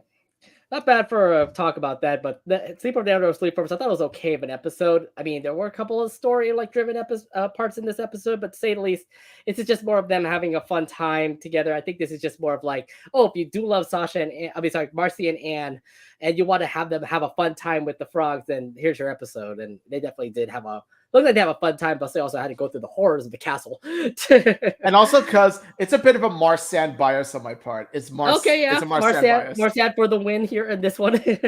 Yeah. All right. So for my number 9 episode, it's the first time we actually get to see Sasha actually become like a badass to say, and that is Prison Break. I really do like this episode just because yeah, this is the first time we actually get to see Sasha like, be in prison and stuff like that. But I do love the fact that like what she did in this episode turned the tide for, say, for example, Grime. Because remember, everybody all hated Grime. The Toads are a bunch of weaklings to say. But then it was Sasha who pretty much said, like, hey, you do this, do that. And then everybody now respected, Commander Grime, that the Toads ended up being, like, badasses, too. So, yeah, this episode definitely was a good episode for Sasha. It's a good introduction episode for Sasha. Because, like, the only time we get to see her was when she was actually in prison during the Best Franz episode. So now we get to see her in Prison Break. And like this episode was just good to see, just the fact that like Sasha, we get to see like who Sasha is as in the beginning of everything. So yeah, but yeah, I do love the dynamic. The dynamic duo of Sasha Grime is always fun to watch. Yeah, exactly, and you get to see more of that throughout the show of Amphibia. Okay, so let's head over to Omid's number 8 here as we go down to our list of episodes. Number 8, according to you, I find it quite surprising, but you picked Escape to Amphibia. Why a big episode like Escape to Amphibia at number 8? Okay, so Escape to Amphibia. I really like Escape to Amphibia. It's fun, it's thrilling, it's action-packed. I love Escape to Amphibia, okay? I just find the other 7 episodes that I like more. All right, let's put it this way. Like, I love this episode, I just love some of the other episodes more. But focus on this episode. So I do love the clash between Anne and Mr. X. I love the, Spenco, like the Spenco scenes. Yeah, pretty much they have their own Costco, right? Yes. Oh God, the reference on that. Oh God. And I love how this episode highlights the genuine bond that Anne and her parents have, like, together. Like, you see, especially when you see when they're being imprisoned, where Anne pretty much looks down on herself, saying she's just a kid. What am I to do? And then her parents pretty much assure her that, they will always support her no matter what. That, she has grown ever since Amphibia, and that they're so proud of her. It's just like, oh my God, my heart. And also, I love the fact that the Planters' human friends also come and join together. And also, Dr. Jan and Terry also joined Anne in saving the Planters. I love how they all come together to pretty much save the frogs from Mr. X. It's pretty much a, save the frogs sort of campaign, but not really. And of course, it's thoroughly engaging to watch. It's also action-packed. Oh my God, Mrs. Boon Choi, like driving a fast car. When she goes fast and furious, I was just like, and then you see Mr. X looking at her Mr. like, X is Mr. Boon Choi. and then you see Mr. Boon Choi looking at her like, oh, so glad I buried that woman. I was just like, okay, we were all Mr. Boon Choi in that scene. We were all Mr. Boon Choi. Yes. I was guilty of that too. We were all. I never expect a mom to be like that though. But like Mrs. Boon Choi is definitely amazing. She's a dream woman. So it's, oh yes. Hey, Mr. Boon Choi, can I borrow your wife for a while, Mr. Boon Choi? Whoa. Borrow. Omid, watch out now. Just JK. Okay. I'm just watching yourself. Yeah. Watch yourself. And then of course, you see that, genuinely terrible emotional goodbye scene right before they leave for Amphibia. Oh, God. And then you see Amphibia like this. Oh my God, it is a mess right now. Like, it's pretty much Mad Max level of insanity. And so when you see Anne saying, "What happened?" It's like King Andrew. I love the fact that they faded to black once she said that. So it's like, whoa, okay, this got serious. So overall, Escape to Amphibia. I love this episode, but I know that some of you are going to question like where I put this episode. I'm just like, calm your toads. I question it. Again, calm your toads. Okay, it's at least in the top 10, so give me that much credit.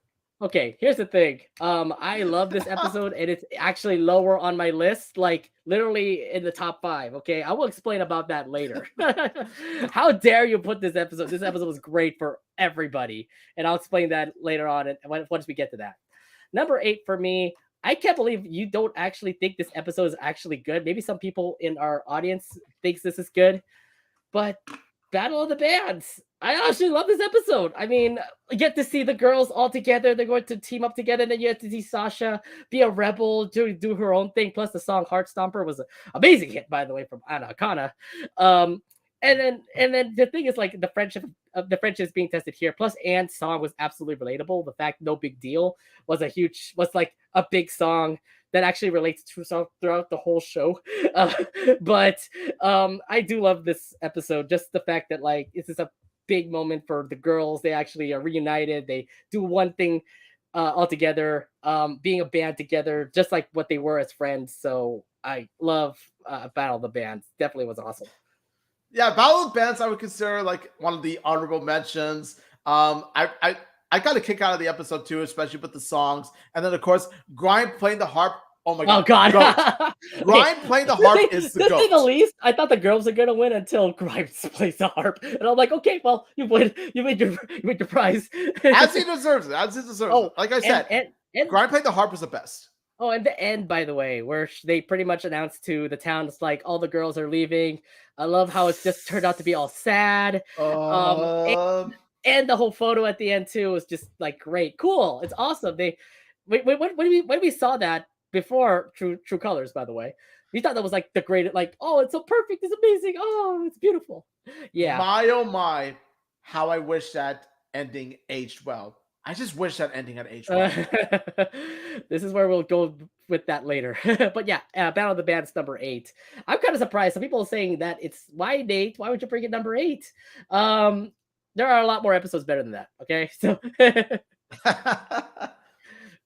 see, people are questioning our takes on episodes now. What's happening here? You just questioned mine. So yeah, but you didn't put Battle of the Bands in the list at all.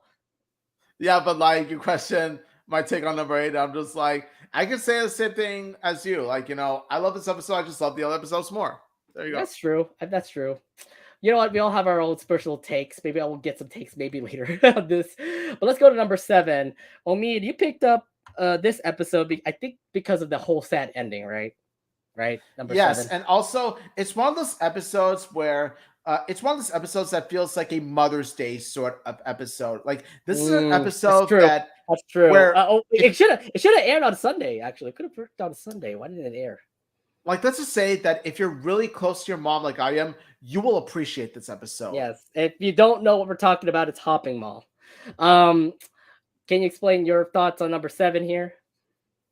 Yes. I absolutely love Hopping Mall because it shows Anne's dedication to giving her mom the best, the perfect souvenir for when she goes back home, because you can see how much Anne genuinely misses her mom. Like yes, even though, like her mom can be, like her mom can be a bit bossy at times. Her mom can be stern. And of course, her singing can be a bit, off. Anne says that she would give anything to give her singing again and you see her tears like flowing again. It's just like, oh my God, I just, felt that. And also Sprague, when Sprague talks about his mom and he expresses how he never knew what his mom looked like. And you see Anne hugging Sprague. It's like, oh my God, it is just, it's just, oh my God, this is just so tear-jerking. It's like, dude, it definitely was a tear-jerking moment, though. I kind of agree with this. Tear-jerking moment. God, no. I mean, the fact that it turned out to be a fun episode where it was pretty much them trying to find a gift for Anne, and it turned out to be all heart-wrenching. The fact that, like, for example, this thing was for this little this little tadpole's mom, and it was just beautiful. And then it just reminds about Anne and her mom, and then Sprig, who didn't actually see her mom. And I'm like, oh no, this turned out to be way sad now. Yeah, but they were like competing in this smash and mash shopping cart competition in order to get the souvenir. It turns out that like their opponent, Priscilla, and her daughter Pearl were also competing, and it's revealed that the fact that like this prized possession that Anne wanted to get, it turns out that it was made by Priscilla's own mother. So just by the fact that they both, connect, they both can relate to each other because they miss their moms. Um, it makes Anne pretty much pull off a noble thing to do and let Priscilla keep that prized possession because because of the fact that it was made by her mother. And so in return, like Priscilla gives Anne this trinket, a butterfly trinket, as a way of showing gratitude. And so based on the bond that they have of loving their moms, I do love that they turn their rivalry into a friendship. It's just by the fact that, oh my God, like it's one of the things where after this episode, you never want to take your mom for granted because you never know when you might be separated from your mom the way both Anne and Priscilla have. I think it was just a beautiful episode overall. I mean, well, just the fact that they actually did have a competition in the middle of it all, but the fact that like in the end where we get to see more about Sprig's parents, Sprig didn't have a mom, and that was the sad part about that episode. And when this hug happened, I was like, oh God, it's so emotional now. Okay, well, time for me to cry. But yeah, no doubt this was definitely one of the top episodes. Not one of my top 10 though. Like I said, there are better episodes than this that I felt were better than this. Okay, maybe the whole emotional part at the end maybe would have put it like in the top 11 or top 12, but not in my top 10 list. Maybe I should have reconsidered it after what you said. Okay, so my number 7, and I think Omid is going to hate me for this again. Omid is probably going to hate me for saying this, by the way, but number 7, according to my list, I didn't think it was that entertaining, but we do get to see a big reunion of a character with another character. And that is Marcy at the Gates. Like I said, Marcy at the Gates is actually pretty cool. I mean, Marcy, look, they get to see Marcy, and Marcy could be a klutz, and at the same time, Marcy did save them from the scorpions, but it's just another adventure episode. It was just more okay. I love the reunion between Marcy and Anne. It's so heartwarming to see those two friends actually be together, and they also do work together and everything. So I thought that was great, but it felt like the same old 30-minute adventure, the same old 50-minute adventure that you see in these episodes of Amphibia. It's like nothing really that appealing in this episode. So, but besides the fact that you see Anne and Marcy, you get to see the feeling of Anne and Marcy together finally for the first time. And of course, they're still being BFFs and everything. So yeah, Marcy at the Gates, number 7 for me. Like I said, there are better episodes than this compared to Marcy at the Gates, okay? At least it's in your top 10. At least it's in your top 10. This is my top 10. Do not get it's your top 10. Okay. All right. I humbly respect that you put it in your top 10. Okay. Let's all just move on. Okay. Okay. Wow. I love how Vinny's just saying like, all right.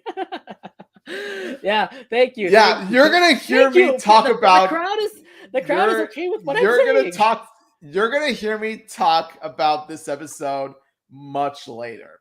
Okay. Much later. Okay. So we got it as top 3. We get it. All right. Hey, no spoilers. All right. Okay. Number 6. We're going down this list here. We're having fun, right? We're having fun night tonight. It's a great night for being an Amphibia fan here. Number 6, according to Omid, this is definitely an episode that I thought definitely deserved to be way higher, but Omid put it here, and it's called Turning Point. It's the episode, it's the episode where Sasha absolutely did get a turning point right after what happened after True Colors. Omid, you said you put this in number 6. Why do you do that? Because I love Turning Point. Okay, it's one of the best season 3 episodes, and of course, one of the best episodes of the show, particularly when we see Sasha at her turning point. Now, of course, what I love about this is that we see Marcy getting stabbed from Sasha's point of view. And from Sasha's point of view, you see her reaching out, shouting, Marcy, right before she falls down. And so you see Sasha and Grime escaping Newtopia as it's being, raided, controlled by Andreas. And throughout the episode, you do see Sasha feeling tremendous amount of guilt. Like, honestly, she feels absolutely guilty for betraying her friends twice. Okay, like once, like once, she felt like a bit guilty. No, this one, it's up to point where she can hardly sleep. She feels tremendous amount of guilt for her actions because because it turns out that like her actions of true colors had some of the worst consequences. Like she never imagined her best friend getting stabbed. She never imagined getting separated from her friends again. She never imagined King Andreas turning out to be the big bastard that he is and pretty much controlling all of Amphibia. Like, oh my god, like she feels responsible. And the thing is, though, is that this is at a point where it displays that actions speak louder than words. Because this time around, um, like, um, Grime advises Sasha to go and confront what she's feeling. And so when Sasha goes down, she reads Anne's journal, invasion of privacy, I know. But when Anne pretty much just says that she's glad she trusted Sasha again, they're all going home. And then that's when you see Sasha genuinely tear up. Like, oh my god, this is one of Anna Kana's best performances ever. Like, it's one of those emotional scenes that really does highlight how amazing of an voice actress Anna Akana really is. And so after she reads the journal, she feels guilty and she vows to be a better friend to Anne. And so she takes it upon herself to lead the Wardwood citizens to pretty much to help protect them in some sorts. Because let's be honest, if this was season 1 Sasha, she would have left them behind to be invaded along with Grime. But then in this one, like after she sees how her ways have affected other people, she doesn't want anyone to get hurt ever again. So she wants to stay and protect the Wardwood citizens, much to Grimes' dismay at first. But then when she sees how like these Wardwood frogs, they actually can fight, they can put up a good fight, that's when Sasha decides to lead the rebellion so that they can all train, work together, and defeat Andreas once and for all. I'm going to say this, though. I have this way higher in my list. This is definitely an awesome episode, but I will discuss that later. Turning Point is in my list, but I'll tell you which part it is in. That'll be later on, so I'll explain why I had it there later. Actually, for my number 6, I don't think anybody knew about this episode, but I felt this was absolutely groundbreaking. But it's this episode where Anne and the planters got back from Utopia, and then we get to see what was it? Hop Hop did to the box. Yeah, I'm talking about After the Rain. That one is definitely heartbreaking. I mean, the episode itself just shows like, oh my god, and you trusted this like old frog, and this old frog betrayed you because he buried the box. The box is supposed to get you back into to Earth, for example, but no, it turned out to be such a bad thing for Hop Hop and Anne that this whole grudge thing happens. And even with Polly and Sprig having a trouble, the fact that there's some things that have been taking there's something that's been taking their stuff away, you can just see the whole fact of this episode, the fact that like the trust that Anne had with Hop Pop is definitely broken after what Hop Pop did to the box. Because the thing is, like, they were trying to find the box, and the box is pretty much like gone throughout their trip. Anne needs to find it back, and she couldn't be able to find it until we get to see that Hop Pop was the one who buried it. You get to see the whole betrayal of what happened here. And I don't understand like how the trust has pretty much been broken. You get to see Anne pretty much like walk away and say like, I'm just doing this by myself. But then in the end of that episode, you also get to see Hop Hop actually say something about, Spring and Polly's parents. And that one is actually really heartbreaking too. And no doubt about it, I can understand why Anne ended up being trusting the Hop Hop again, because it feels like the Calamity Box is the reason why this happened to their parents. Another thing too is this also continued on as they go to the first temple, because you also get to see the trust thing also happen between Hop Hop and Anne in that episode.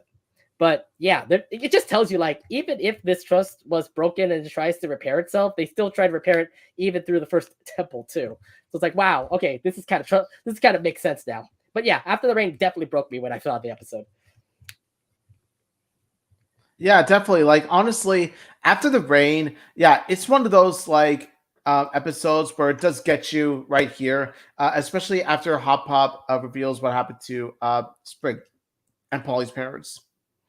It's great. It's a good episode. If you ever watch it again, I would say, yeah, please do, because it was like I said, it was a really good episode. Let's head over to our number 5 episode, and according to our list, we actually both agree on this one. We actually both agree on this one. It is the season 1 finale. It is Reunion. We all know what happened in this episode. Omid, we want to go first. Why did you pick Reunion as number 5? Yeah, Reunion is Amphibia's season 1's best episode, no doubt, because it's pretty much one of the very first episodes where it does show like the dark, epic side of Amphibia. You know what I mean? Like it shows the dark aspect of Amphibia that is especially prominent in the next 2 seasons, especially when we do see the friendship between Anne and Sasha and how toxic it could be due to Sasha's bossy behavior. And it's especially shown here in Reunion, where they do have the reunion. And so Sasha, explains to Anne later on that, Hop Pop is a rebel. He must be taken down.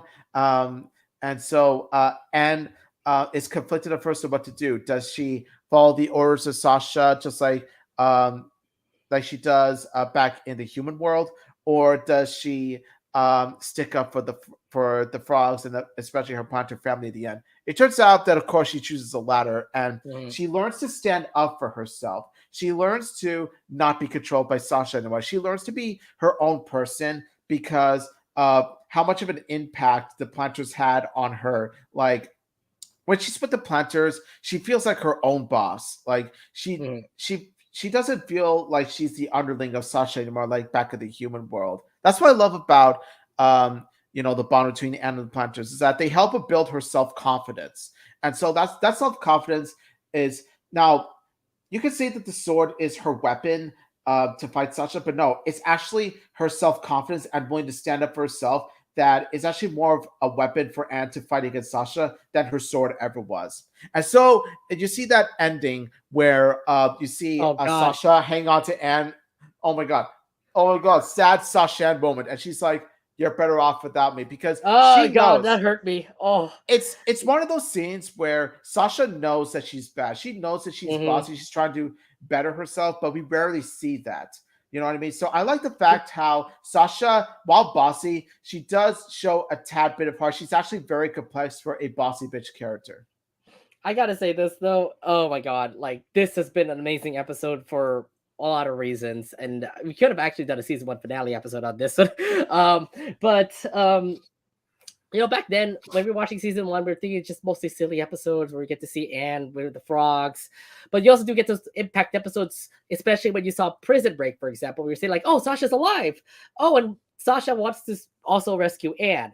And of course, we don't get to see what happened behind the scenes with Sasha because, you have a theme song to pretty much tell you what happened to her. And Sasha turned out to be pretty much a boss and turns to be the commander next to Grime. But this whole episode definitely was awesome just to see how Anne turned out. Look, you can say, in the beginning of the episode, you get to see like Sasha turns out to be like a boss to Anne. She literally goes end of discussion to Anne all the time. Even in the episode 2, like she literally talks to Anne and says like, "Hey, let go of these frogs." End of discussion. And at the end, Anne had to stand up for herself, and then it headed to this epic battle. And I thought this was just awesome to see Anne Boonchoi actually stand up against Sasha, who has been her best friend. And you get, like I said, you get to see it in the beginning of the episode where Sasha just continues to be like some sort of bad girl, ditch school for all this stuff. It is her birthday after all, and yet you still want to get her away from her parents. I'm like, Sasha, well, in the beginning, we just see like, Sasha, what's wrong with you? You don't feel like a good friend of Anne. Exactly. And then it showed throughout the episode. It's like, yeah, I guess you really want to take care of Wortwood by taking care of Hop Pop. And I'm like, of course, Anne pretty much says no to that, and obviously does this whole thing to make sure Hop Pop is safe. But yeah, the whole epic battle plus the ending too, especially with the song "Lean on Me." I'm like, you really put the song "Lean on Me" on this, and I'm like, okay, this is kind of sad now. But she actually falls down, and then of course Anne getting emotional right at the top of everything. It's just like, oh god, I get it. You now broken your friendship with Sasha in this moment here. I mean, one thing too is that Sasha realizes that she's a bad girl. That's the reason why she let go. But at the same time, you just lost your best friend, and I understand the emotions that weigh into that. So yeah, it was definitely an epic season 1 finale, but it just tells you like you still gotta find Marcy. Sasha definitely has beef on you now, Anne. So what else that story going to be now when you go to season 2? That's what I like about it, because it tells you like season 1 was all fun with frogs, but now it's actually having a story where we actually get to see some pretty epic stuff happen, especially the later seasons. Yeah, that's what I love about this episode as well. It's the first episode that says, "Hey, it's not just a silly frog show. It's actually has much more depth than that. It's actually much more serious than that." Yeah, that exactly. So I would say definitely one reason why Reunion got to our top 5. So it's great. All right, let's In the continue on same here. spot, in the same In the spot same too. spot. Yeah, we both have it It's at number 5. So yeah, we it's both agree it's about like Reunion. we agree about Reunion as much as we agree about Yunen. Yeah, Yuna is awesome. I mean, we put her at number 7, and she definitely is an awesome character. All right, Yeah. number 4, according to you, now we're splitting up here again. We don't have actually the same parts in this next table. Number 4, according to you, Omid, it is the beginning of the end. It's the first episode of these like this trilogy finale here, and you picked this 30-minute episode as the as number 4. You explain why the beginning of the end was number 4 for you? Yes, the beginning of the end was epic. It really was. It serves as a prelude to what is to come later on. A certain episode I'm going to talk about later on.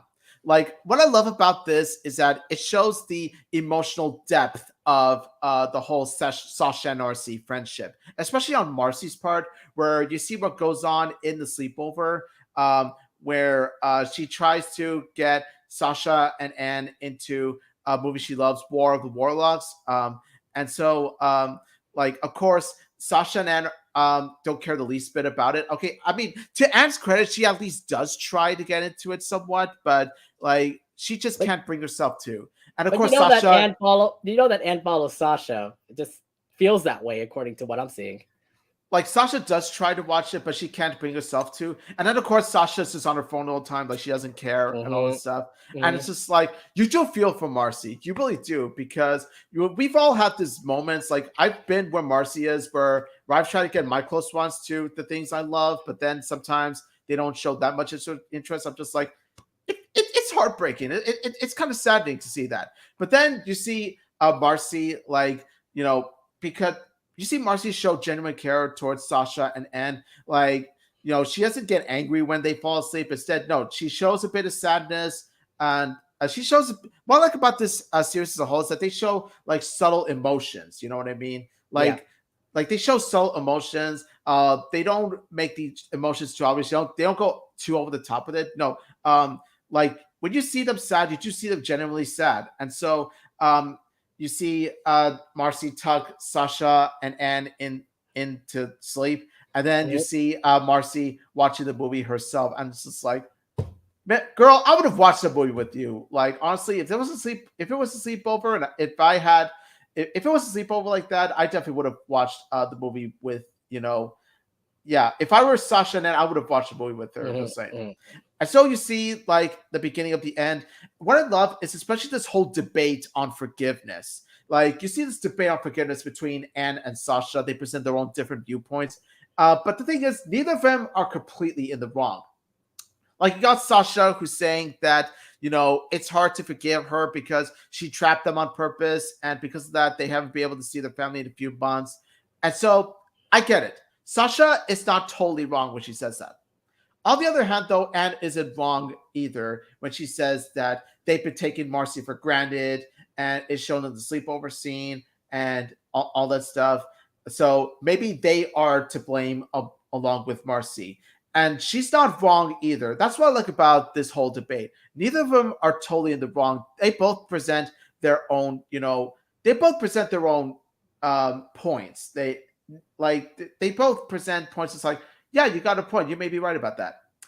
But I think what really sells this for me, but like Anne's best argument is that forgiveness does take a while, and so she glances at Hop Pop for a bit, because the fact that it took a long time for Anne to forgive Hop Pop, but then at the end it paid off because their bond is stronger than ever. Same could be applied for Anne and Marcy, Anne and Sasha towards Marcy, where it's like, yeah, it can't be hard, it can't be take a long while for them to completely forgive Marcy, but then at the end, their bond will get stronger because of it. And so, oh my god, when you see Darcy like you see Darcy like pretty much facing off against Anne and Sasha, and she points out, because the core can read Marcy's mind. It's like the core Darcy points out that maybe they aren't as good friends as as they think, and so I think, oh my god, like poor Marmar is just like I feel her. And oh my god, you see Andreas with that swag, presence. It's like you see Andreas like grabbing the sword, tilting his sword to his other arm. It's like, well, don't stop on my account. Oh god. I love that. I love that. I gotta say this though. Not in my top 10, by the way, this episode, but there definitely was a lot of epic stuff that happened. I mean, the flashback in that episode definitely does reflect kind of like us, the fact that we have interests that people do not like, and it kind of hurts the fact that I kind of in that situation at the moment, and some friends don't really care about what I watch, like Amphibia, for example. But at the same time, I mean, I feel for this episode, no doubt about it. I can understand, like throughout this episode, you kind of feel like were Anne and Sasha really mean to Marcy? Because it just gives you that question of like, if that flashback was something, does this mean that Marcy did not like Anne and Sasha being good friends, to say? And it also shows too here in this like scene where you get to see like Darcy, for example, say something about, I don't think you're good friends with them or something like that. Either way, I think that it was the core that was pretty much telling. Nonetheless, it was crazy how these scenes end up to be like, oh, they got caught. Oh crap, Darcy's there. She's ready to kill y'all. I mean, she literally almost killed Anne. Yeah, like I said, it serves as a prelude to an episode that we'll talk about later on. Oh yeah. But nonetheless, I mean, the beginning of the end definitely was obviously the beginning of an epic episode that we'll discuss later. FYI, you already know what it is. They're in our top 3 lists, by the way. So little spoiler for everybody there. But yeah, awesome with beginning of the end. That's a pretty cool episode. Not in my top 10. You might be surprised about that, everybody, but not in my top 10. For me though, on my number 4, well, you put this pretty low, and I put this actually pretty. How is number 6 low? How is number 6 low? No, Amphibia has like how many episodes? No, wait. You put it 8. Wait. You put this 8. Why did you put this episode 8? Because my number 4 for me is Escape to Amphibia. I actually do love this episode. I mean, yeah, it's the time where you actually get to see them go to Amphibia. There are some epic things that happen, plus the Costco, stupid Costco. But you can see throughout the episode, you get to see like Anne just absolutely depressed, the fact that she's gonna lose her parents, she's gonna miss her parents yet again. She absolutely misses them throughout her time in Amphibia. Now she goes back. Now she's gonna go back to Amphibia, and obviously her parents are definitely the main focus. I can understand why she turned out to be emotional about that. And then you also get to see like every other like people, every other person that was there in LA, like Mr. X, and you get to see Mr. X, you get to see Jenny, his assistant. You also get to see some of like the temple people actually were there, which I thought was pretty interesting.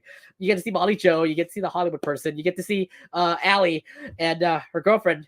You also get to see Terry. You also get to see every other character that you pretty much have been supporting these casts, and they're all together for this one episode. And I think this is just an amazing callback. Just the fact that like all the secondary characters that have been in LA have been helping Anne and the Boone Choice and the Plantars all together. I think this was just an epic way of actually saying like, hey, these are here to help you out. Go back to Amphibia and save the world. But yeah, I do love how epic this episode was. Like, okay, cool. It turned out to be an awesome job at Spedco. The frogs are captured. Now the citizens need to save what was it, the planters from dissection or something like that. And like I said in this episode, Mr. X turns out to be a really awesome antagonist. Like he has that sass.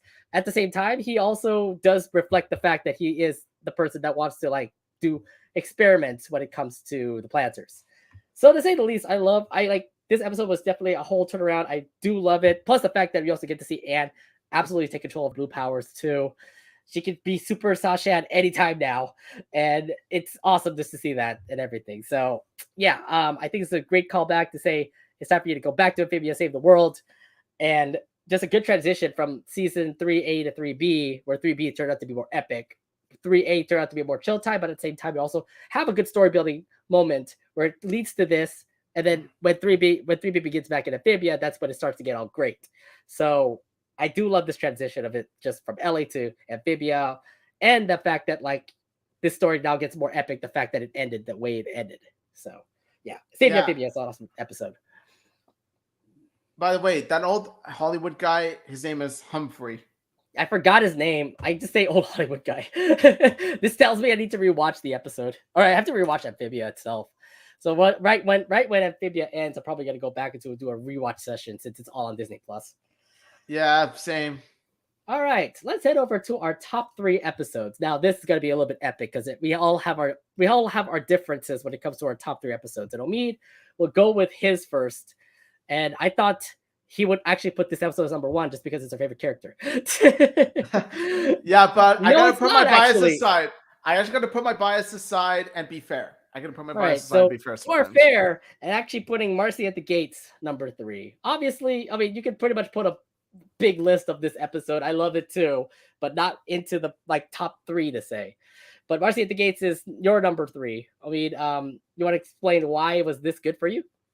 Yes. Like I love this episode, like similar to how I love For Bros About to Rock in the Loud House, because much like how For Bros About to Rock made Luna Loud my favorite character, Marcy at the Gates made Marcy my favorite character as well. And what I love about it is that despite the fact that before this episode, we've been wondering, who's Marcy? Where's Marcy? Yeah. Like, what's Marcy like? And then it turns out that when we really do see Marcy at the moment we've been waiting for, it actually turns out that, she actually is, a much more lovable character than anticipated. Like she's quirky. Like I said before, when I talked about her favorite character size, she's quirky. She's smart. She's a lovable nerd. She's a dork. And I absolutely love her for it. And also the thing I love about this episode is that the genuine bond, the genuine friendship that Marcy and Anne have, especially when they reunite together, you see them hugging and crying and all this stuff. It's like, oh my God, it's so precious. That is epic. That was just amazing of a beautiful moment with these two, especially and of course, when they first met. And of course, almost all of us are very touched by this reunion. I said almost because there's a certain pink frog that isn't so... It isn't. He was smart. He was smart though until he actually gained his trust on Marcy. Yeah, it turns out that Sprig goes Among Us mode and turns out to be sus of Marcy himself. He was actually sus throughout the whole entire episode until that moment. You can't really blame Sprig though. After Anne's experience with Sasha in reunion, he doesn't want Anne to go through another heartbreak, another hurdle by another human friend again. So in Sprig's mind, it's pretty much saying that all of Anne's human friends are the same. But no, it actually turns out that she's actually the complete opposite of Sasha. And it's shown by Marcy's actions where she does save Sprig. And so that's when Sprig apologizes to Marcy and says that she is trustworthy after all. Oh God, I wish Sprig was totally wrong with how she was suspicious of Marcy. I really was hoping that Sprig would continue to be wrong about Marcy. But we'll get to that one later. Anyway, what I love about this episode, it's such a great character introduction when it comes to Marcy. And, especially like when it's at season 2, like, oh my gosh, best season 2 character introduction since Della Duck in DuckTales 2017. It's that good. You see Marcy being so resourceful, being so smart, and she's actually doing very well for herself in Utopia. And the thing is, Anne's been worried that Marcy wouldn't do so well, given that she's like very clumsy. She's clumsy in a sense. But no, it actually turns out that despite her clumsiness and despite her, cloak, her cape getting in fire all the time, she actually manages to pull her own weight. She manages to pretty much help out Utopia. She actually manages to serve the king and Olivia very well. So she actually turns out to be, more than her clumsiness. Like she actually manages to be a character that survives on her own wit. That's what I love about it. And of course, you see that touching moment where you see Anne and Marcy, where Anne pretty much confesses that like she's been protective of Marcy because she doesn't want to lose her too, and so Marcy assures that she shouldn't worry. She is stronger than she seems, and so you do see that, and also you see Anne and Sasha talking about. You see Anne and Marcy talking about Sasha and about how it didn't go so well, and so they vow that when they find Sasha, they'll work things out. Right. Again, it did work at first, but then in a certain episode we'll talk about, it actually turns to go a different route. So all in all, I love Marcy at the Gates. One of my absolute favorite episodes, and it is no bias at all. No bias. It's going to be funny because I would say like your number one would probably be Marcy at the Gates, but no, it's not. It's actually number 3. But then again, like the other 2 episodes that you actually put up in this list make sense why it turned out to be 1 and 2. But for me, on my number 3, you put this at number 6, and I'm kind of like, did you not focus on like why this episode was so important for Sasha? Again, I love the episode, but I just love the other episodes more. It's a matter of favoritism. No, this was huge. This was a huge episode, and I'm bringing it back Turning Point because it was just amazing. Like I said, throughout the episode, you get to see Sasha just all depressed. Look what happened in True Colors. She got like you lost Marcy, you lost Anne, you backstabbed Anne. Marcy is pretty much in a vat right now.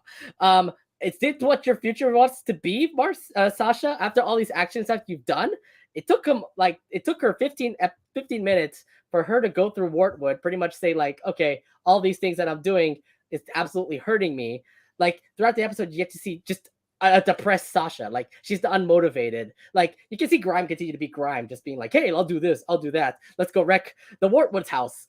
But on the other hand, you get to see Sasha being all depressed. You get to see her just like say like, I'll just sleep in the barn. I'm not hungry.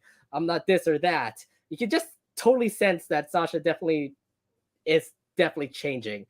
And then here's the other thing too. When you get to see her read the journal, that was just an amazing moment where she teared up, where Anne said that she trusted Sasha again. And of course, you get to see Sasha backstab her again. You just saw that, okay, Sasha did definitely made a huge mistake. She teared up in the journal. I thought was absolutely amazing.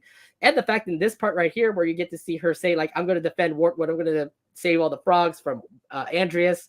And also in that epic scene where you get to see Sasha and Grime defeat that robot army. And even the citizens of Wartwood also standing up as well. Yeah, I would say this, though. This definitely was a turning point for Sasha. Sasha definitely was an amazing character because back in Amphibia, back in season 1 and 2, we just keep on seeing her just be a bad person. Like she backstabbed Anne. She pretty much played along with Anne and Marcy and then backstabbed them. And then, of course, it just ended up being so bad for her that having this turnaround definitely helped Sasha become an awesome character. And it's because of this turning point episode that made her, well, a pretty epic character now in season 3. So what a huge turnaround that started from this episode. I agree. Yeah, I would say so. Like, this is definitely amazing. I don't know why you put it 6.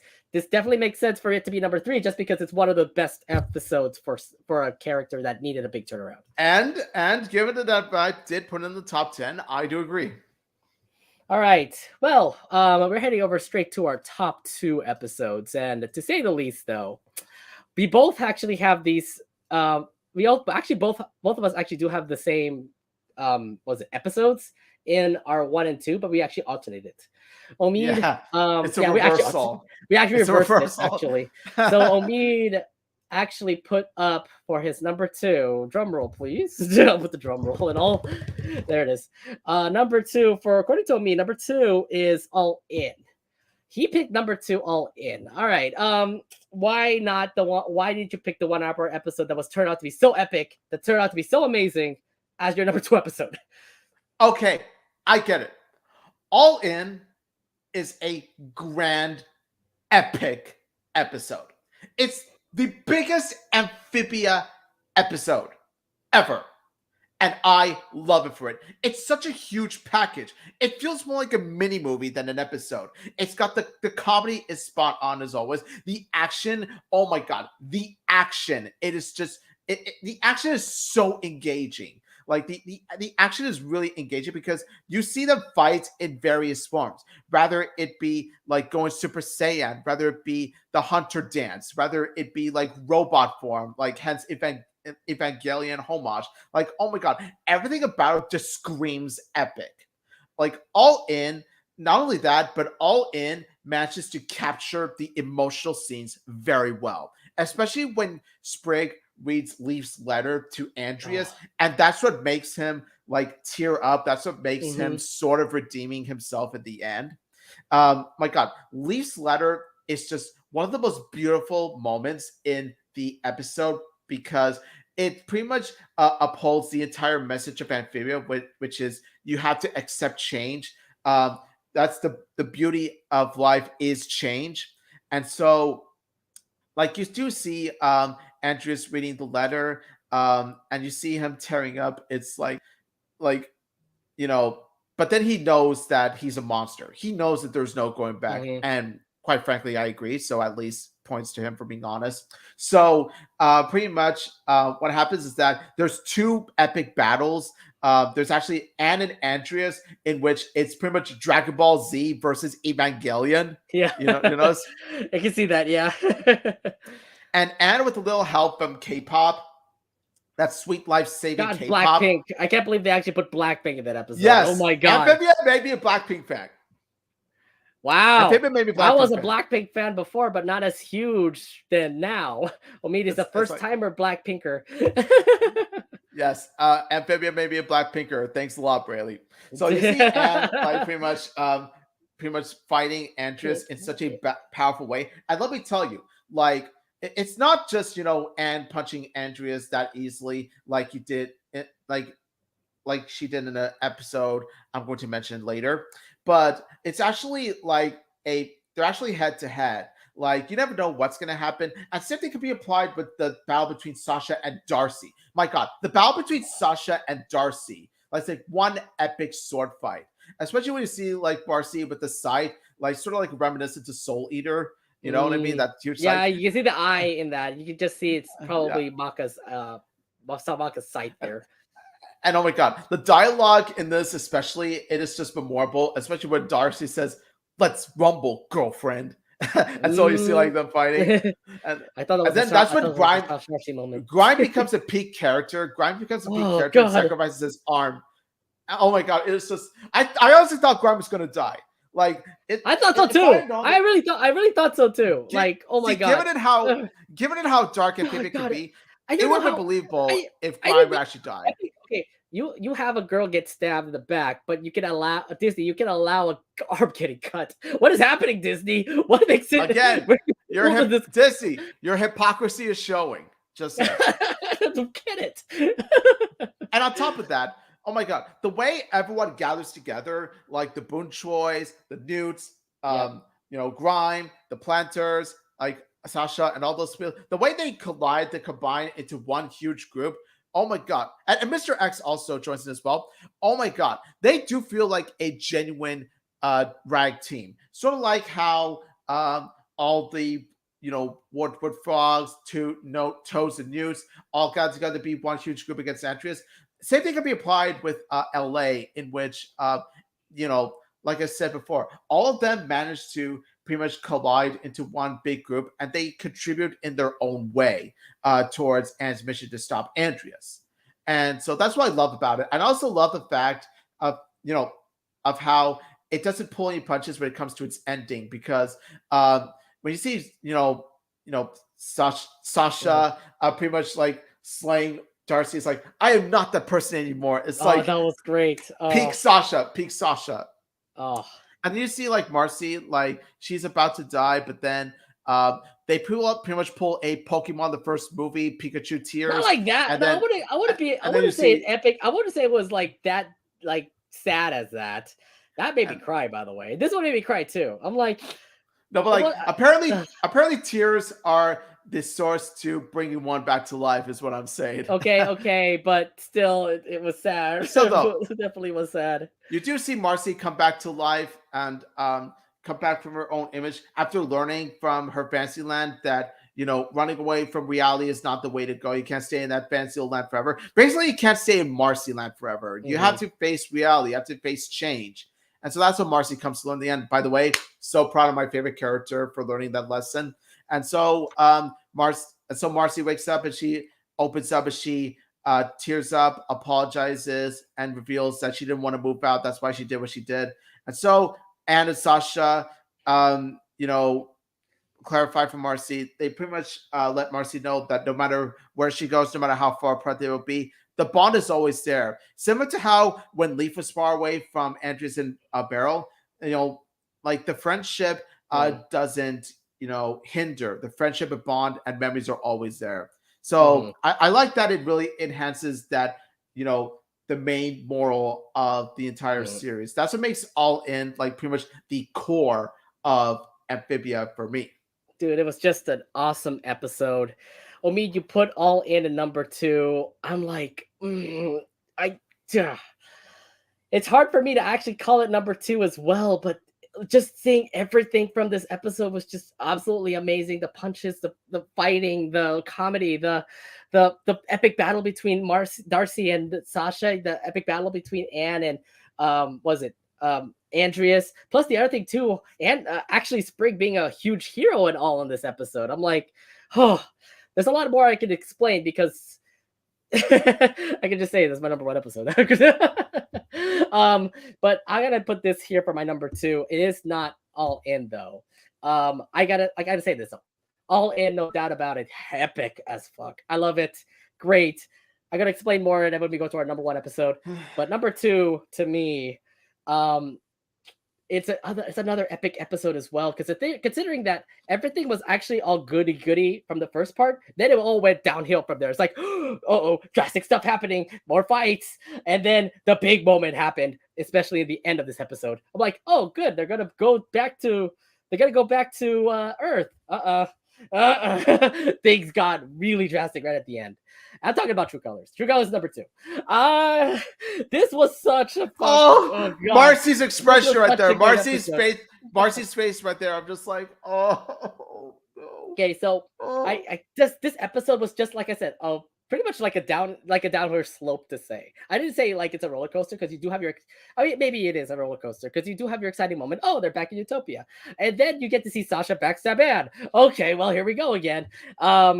Like let's see Sasha and Grime trying to take over Utopia. Obviously the news trying to make sure Grime is captured because of what's going on here. But they also get to see the big secret, what's happening in the episode as well, where Andreas is actually a bad guy. And at the same time, you also get to see all the stuff that is pretty much was a secret until now.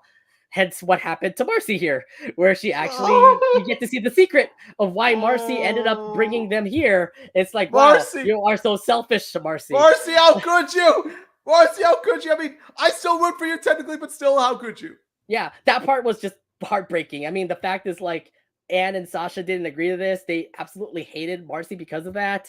That even if like when Marcy tried to forgive them, they both absolutely hated her. And I understand why. But still, Andreas is still a powerful guy. They wants to go to Earth for resources. Obviously, Anne and Sasha need to stop him. But then this whole epic last 5 minutes turned out to be so great, where you get to see Anne become Super Sasha. You get to see Polly get her legs.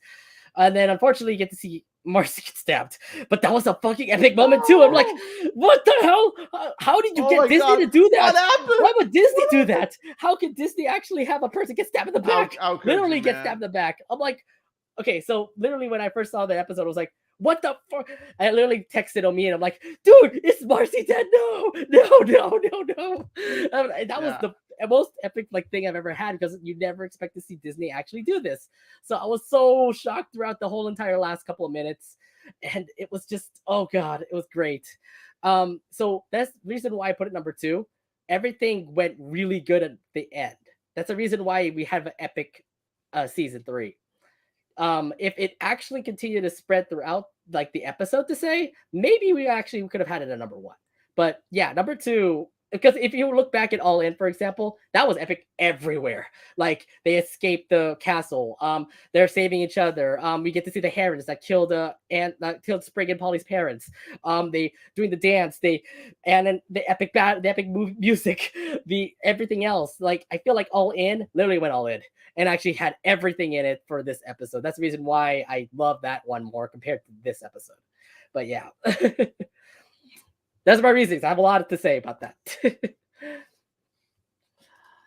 All right. Well, you should know by now what our number ones are now. Omid definitely, like I said, we have alternated our number ones and twos. Omid's number one, no doubt about it. It's True Colors. In your case, Omid, what made you think True Colors was better than All In? Oh my God, True Colors. Talk about an episode. An episode that pretty much, the best way I could describe True Colors is that it's an episode that changes everything. It's an episode that pretty much, the best way I could put True Colors is that like it's very eventful. Like it's pretty much it pretty much shows like after things are after a lighthearted episode that was about the bands, that's when things start to pretty much go really intense for them. That's when things start to go really, really heavy, especially like when the Anne, Sasha, and Marcy, Grime, and the Punchers like all enter the Utopia Castle, and then you see a betrayal happening at the hands of Sasha and Grime.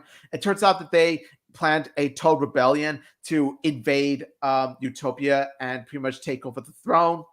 And then you see pretty much Anne pretty much calling off the friendship, be like, "I'm done with you." And then you see Sasha's expression be like, "Ouch, that hurts." But then it turns out that like the Toad invasion, you would think that would be the all's well that ends well in Amphibia as a whole. Like, like they stopped the Toad rebellion, the king is saved, happily ever after, right?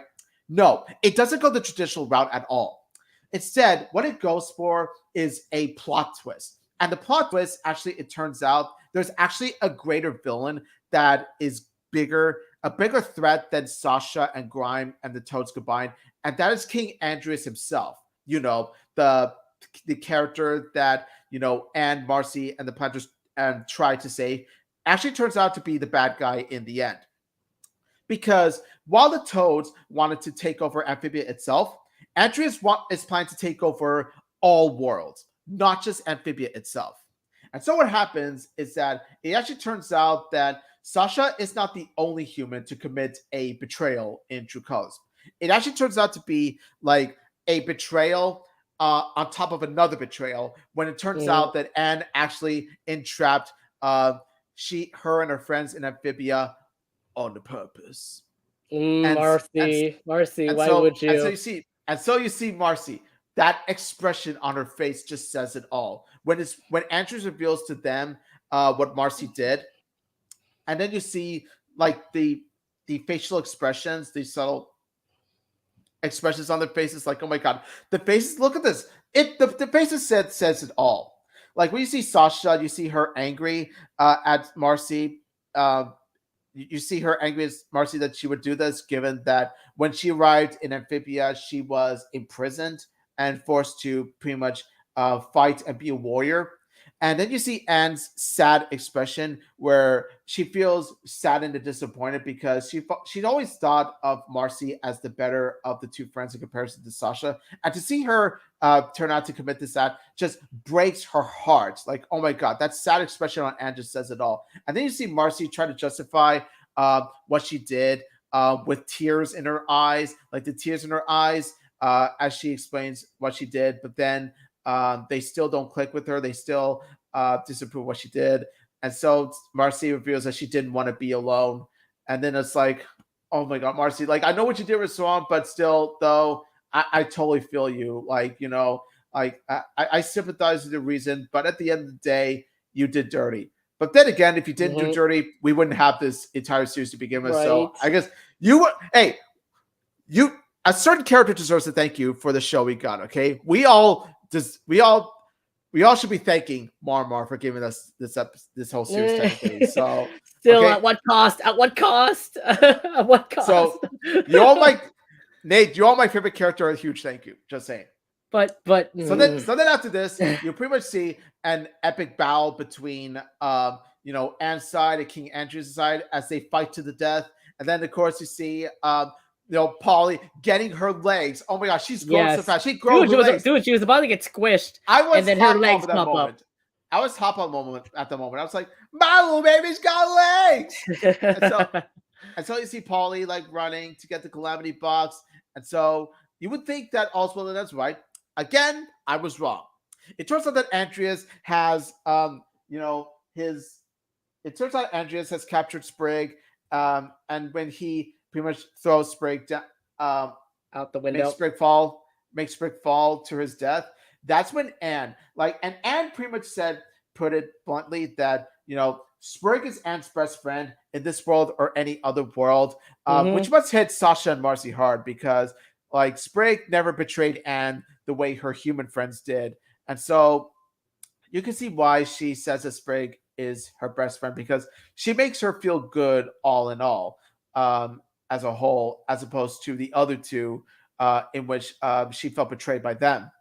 And so when you see Andreas attempting to murder her best friend, that's when you see her calamity powers go arise, and that's when you see her go Super Saiyan. And let me tell you, that whole scene with Anne fighting Andreas as Super Saiyan, some of the best animation I've ever seen in a cartoon. Right.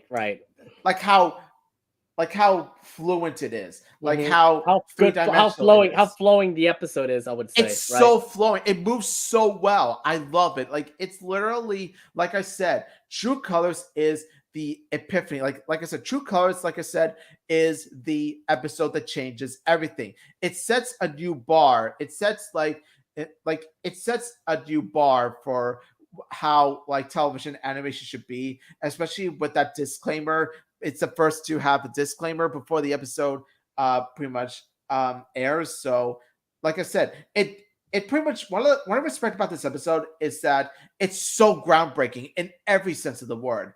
It really does show how even a silly little frog show, like a show that you think could be it's going to be a silly little frog show first, actually turns out to be something much more dramatic, something much more groundbreaking, so much more epic than what it seems at first. That's what I love about True Colors, is that episode that really does show that just because it's a cartoon show about talking frogs doesn't mean that it can't have this much emotional weight.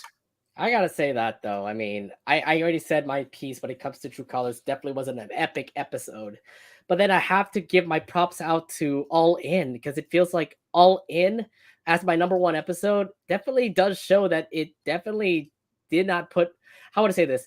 It did not hold back. There you go. Did not hold back because there was just so many things that happened in this episode. Like, what is it? You have all the good heroes coming back.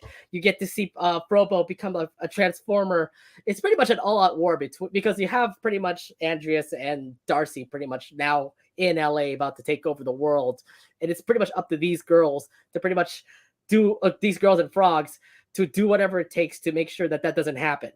And that's where we get all the epic stuff that's been going around, like the battles, the them saving the world. Plus the other thing too, I love the part here where not this part, but I do love the part where we get to see the planters face off against the herons, for example. I thought that was pretty epic. Like you're a bit shy throughout this whole entire thing, and then you're about to see Anne's parents about to get eaten by a heron too.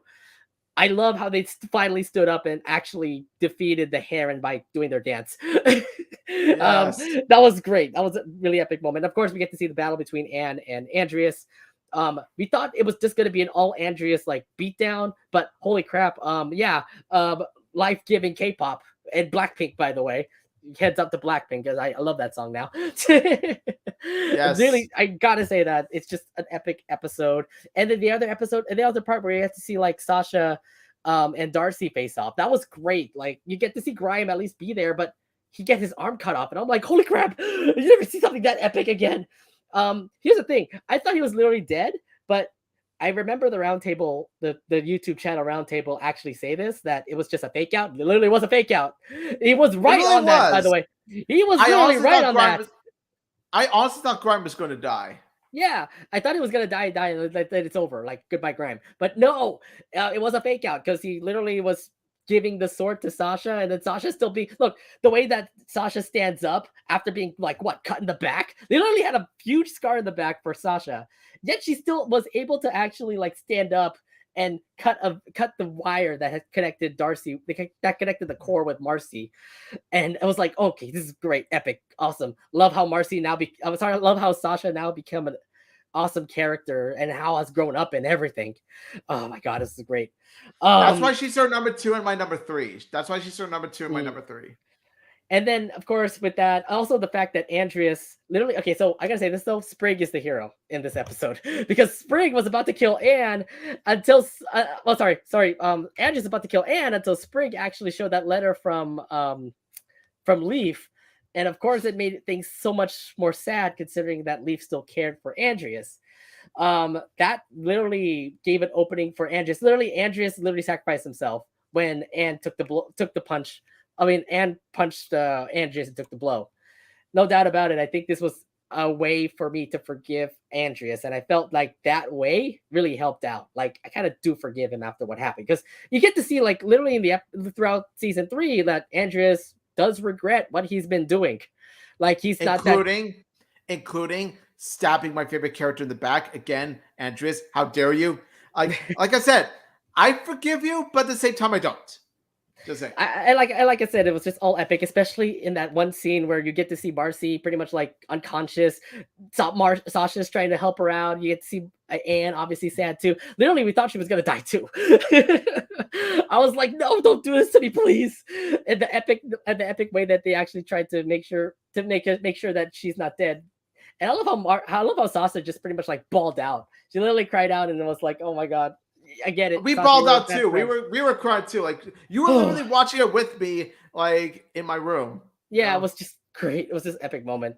But yeah, look, LA is saved. Amphibia looks like it's saved until the moon starts to fall down. This is why we now have the hardest thing. But no doubt, this, even if for a 1 hour episode, it brought everything in. It kind of feels like Weird Mageddon when you watch the Gravity Falls before. It gives me that feeling. Like it gives me that feeling. Like honestly, while True Colors is the not what he seems of Amphibia, All In is definitely the Weird Mageddon of Amphibia. It feels like it, right? I mean, it just looks great. That's why this episode was just amazing.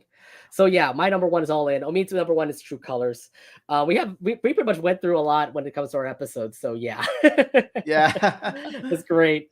But yeah, this is our top 10 episodes. We went really long on this one because we have so much to talk about for our Amphibia episode. So hopefully you guys are still alive. Probably you guys are sleeping because it is getting a little late here. Let's see. Do you guys have more questions? We'll have another session for y'all if you guys want to ask us more questions before we go to our final segment of the night. Yes, I know it's late, but if you guys have any more questions, please feel free to do so as we catch our breaths, get ourselves relieved as we talk about the final segment of tonight, which is going to be the final episode discussion, where we're going to talk about what our predictions are going to be for the hardest thing. Yeah. And to say the least, the commercials are not helping me. They are not helping me. The ads. They ruin everything. No. They didn't ruin me. It's more like how you say. It's predicting to us. It's assuming that not everyone is going to make out alive. All right, the promo. You're talking about the promo. I thought you were talking about commercials. Yeah, I said advertisement. Okay, yeah. No, I've seen the promo. Oh my god. Yeah, the promo where apparently you see Andreas is actually alive after all. Okay, like, I literally think that why was he still alive? I'm like, you got destroyed by a robot. Like, okay, well, that makes sense now. When I saw that he was a robot, it makes sense why he lived 1,000 years now. Yeah. So you get to understand. All right, we have questions coming in. Let's talk to Blue Brain, who gave us a question. Do you think Marcy's relationship with her could have been? Here we go. Do you think Marcy's relationship with her parents should have been explained? I would say yes, and at the same time, no. I would say it would have been nice to explore, Marcy's, home life with her parents, see what they're like. But at the same time, though, this is technically Anne Boone Choi's story. This is pretty much Anne's series. It would be nice to explore Marcy and Sasha's relationship with their parents in the hardest thing. But as of now, I'm just gonna say there's a yes and then there's a no at the same time. It would have been great to do that. I mean, you do show a little bit in True Colors. The thing now is like, how are they going to close it in the hardest thing? Because it feels like, is Marcy going to move? Is Marcy going to listen to her parents, or are her parents going to be good for her for their daughter and actually not move for the sake of her, for the sake of her happiness? So it's going to be quite an interesting way to end it. I kind of do want to see how I do want to see their parents, if anything, but it all depends on how the hardest thing is going to end. All right. We have another question here from Cartoonish Claude. What other actors, actresses would you have loved to voice a character in Amphibia? Okay, so I just took off my AirPods because technically like they're running really long batteries, so I have to technically use the MacBook speak. That's fine. That's fine. Okay, so if I do sound a bit more off as opposed to when I do have the AirPods on, I do apologize. Okay. Okay, so for other actresses, I would have loved to have voiced a character in Amphibia. Honestly, I'm thinking that for we were talking about this. If you have Jason Ritter, Kristen Shaw, and Alex Hirsch voicing characters in Amphibia, why not bring along Linda Cardellini, like the one who voices Wendy in Gravity Falls? It would have been Yeah, you like could have a done that. complete circle if you did Yeah, you that. could have had the whole Gravity Falls crew there. Yeah, you're right. Exactly. Yeah. That would have been awesome. And also some particular voice actors from the Owl House. I know you had Alex Hirsch voicing Frog Krokostan, who was also the voice of King in Owl House. It would have been nice if you had voice actors like, say, Wendy Malick or Mae Whitman. Yeah, that's a good one. Mae Whitman would definitely be a good like epic there. Wendy Malick would. You do have Zeno Robinson, who did voice. She did voice young Andreas. Who did voice Best Boy Hunter.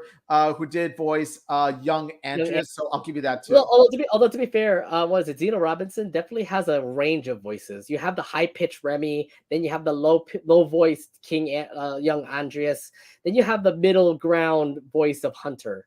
I think that was like pretty epic of like how he just continues to be Disney's like go-to voice actor.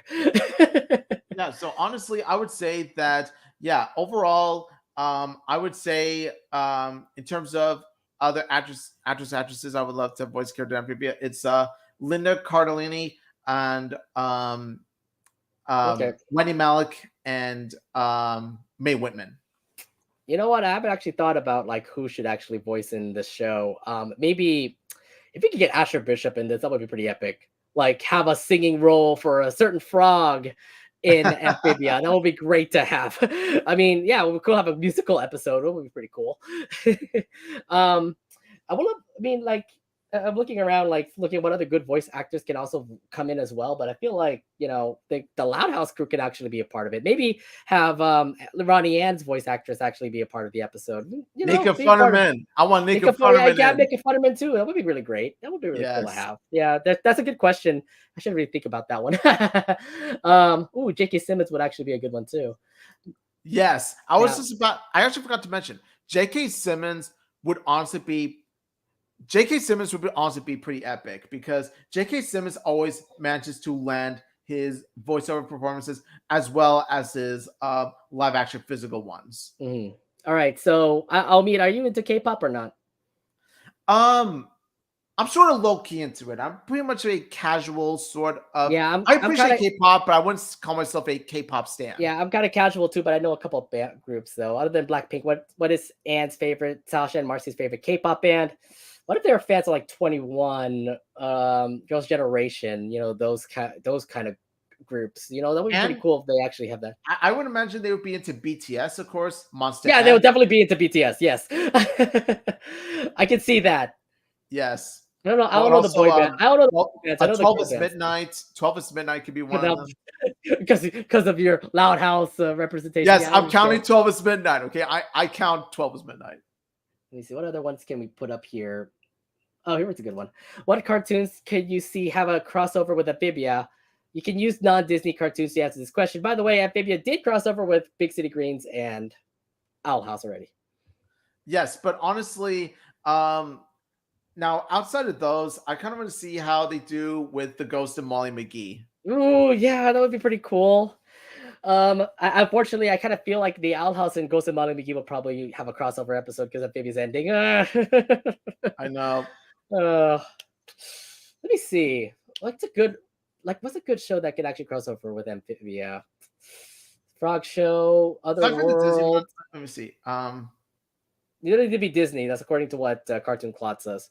It'd be easy to see Owl House, but let's be honest, we already saw the crossover in the panel. So let's talk about the ones that I feel aren't like every shown in the panel.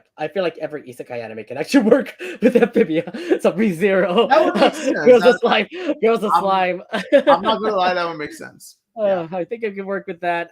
Maybe Avatar: The Last Airbender. That would be a pretty cool crossover. Avatar with Amphibia. Kind of feels that they can actually work together. Yeah, not really much I can bring up, but yeah, Not much I can that's a bring good up question. either, honestly. Yeah, honestly, Amphibia. It'd be funny if it somewhat gets crossed over with the Loud House, and it turns out that like Lana Loud gets transported into Wardwood, and she ends up loving it. Of I totally forgot. Maybe Steven Universe. Do you think that actually might be a good crossover? Having like Amphibia with Steven Universe, or Amphibia and Infinity Train. Ooh, that's a good one. I actually like that one too. Amphibia and Infinity Train. Yes. You can see Tulip and Anne be good friends. I still like the season 1, by the way. That's why I love that train. Omid, you have a good question here. What's your favorite Amphibia shipping couples? Well, this is a good question, actually. Sasha and RC. I'm just gonna say Sasha and RC. Yeah, okay. Here's my thing. I love Sasha and RC. That's probably gonna be the end game. But if I was watching season 3, I am going to go with Sasha no matter what, because it feels like the friendship has been ended. And it looks like they're definitely a couple. Look at them dancing in DDR. Come on, that was so cute. Them actually dancing together. I'm more of a Marsan sort of guy, but since Marcy might move, I can see Sasha being endgame. So if it comes to that, I'll be happy for that too. I'll be happy if Sasha and Anne actually end up being Sasha and wedding. Oh god, oh that would be so cute. They need that Calamity box for their honeymoon. All right, I have time for one more question here before we go to our last segment where we talk about the last episode of Amphibia. Cartoonish Claude, you have some good questions, by the way. Awesome. Thank you very much for saying this. What other villains does Andreas, Grime, and the core, Darcy, remind you of? That is a genuinely good question. Let me see. I would say Bellows definitely would be in there. Bellows definitely remind me of Andreas, definitely. Yeah, definitely for Andreas. I wouldn't say Grime is actually Grime had a turnaround too. He was a villain, then turned around. I wouldn't say Zuko in that part though. The core reminded me of a huge Curse the Cowardly Dog. Okay, Curse the Cowardly Dog sort of villain. What kind of big evil person can actually be the core? I could be Naraku from Inuyasha. I think that could work as the core. Let's see, maybe Baku from Samurai Jack, maybe. Yeah, that can work. Baku can also work. Well, as a core or Andreas? I would say, like, in terms of how much of a big threat he is, the core, but in terms of his comedic moments, Andreas. Yeah, I would say, yeah. Oh, you're right about that. And also, the core / Darcy heavily reminds me of Pride, who is Salim, like King Bradley's quote unquote son in Full Metal Alchemist Brotherhood. That's a good one. The core / Darcy, like, I'm gonna be honest, like the core / Darcy gave me huge Full Metal Alchemist Brotherhood vibes. Cartoonish Claude actually has a good answer here. Darcy the core reminds me of Bill Cipher and Spinel. Ooh, good one. Yes, that too. Like actually, I I have one more. I have one more thing for the core. It reminds me of the one villain from My Hero Academia, Toka. She definitely is crazy, just like Darcy was. So it reminds me so much with her. It's like she goes Yeah, crazy. Like, get it? and Okay. also the Darcy. Darcy is definitely the collector of Amphibia. Ooh, well, actually, Darcy you're right. You and might be right collector would be BFFs. because of the whole like kiddish sort of vibe that we get from her. All right. Yes. Yeah, we got some good questions by the way. Thank you very much for giving us some good questions here. This is the end of our Q&A session. Thank you all for giving us some good ones. But it is getting a little late, so let's actually head over to our final segment here. We're going to be talking about the hardest thing. Oh man, this is going to be quite an interesting final episode.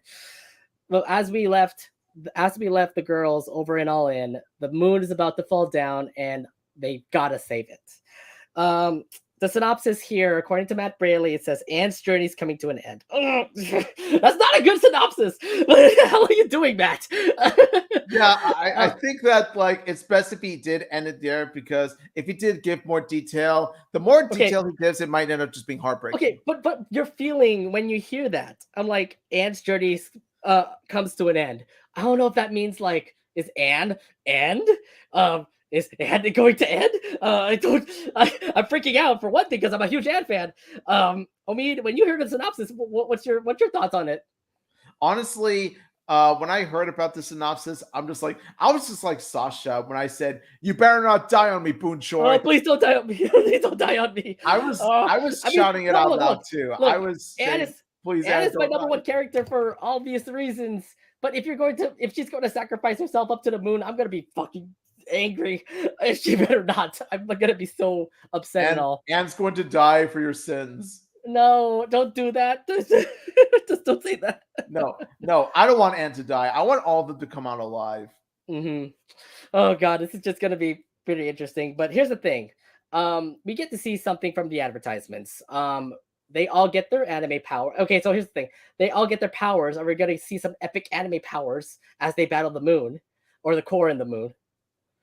Yeah, honestly, that's what Mother Ohm predicted as well. It's like, yeah, yes, you'll get the cool anime powers. What I hated though is the fact that Mother Ohm even said, what I hated was like the episode All In was about to end, and then what I hated was Sasha saying like we don't need the dang prophecy anymore. I'm like, you did not said that.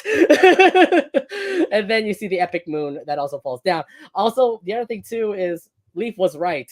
Remember that whole vision that Leaf had over in the Core and the King episode? I remember. Yeah, it's true. So everything that Leaf pretty much predicted is all true. So it's like when you look back and look at that episode and then you figure it out, like, wait, what happened to that moon that's falling? There it is. The moon is about to fall.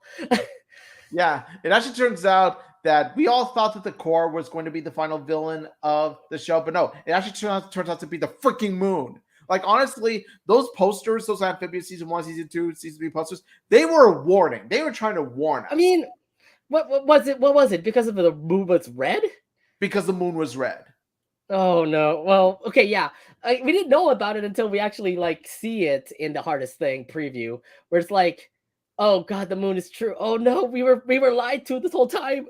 And how did we not know this? And if it's one thing we learned from this and Big City Greens is that when the sky is red, that's when shit goes down. Yeah, that's when shit goes down. It was red. Well, it was dark. It was blood moon. Blood moon and Big City. The blood moon. Yeah, that's true. It's not going to be the same case here. It's literally blood moon. Literally blood moon in Hardest Thing.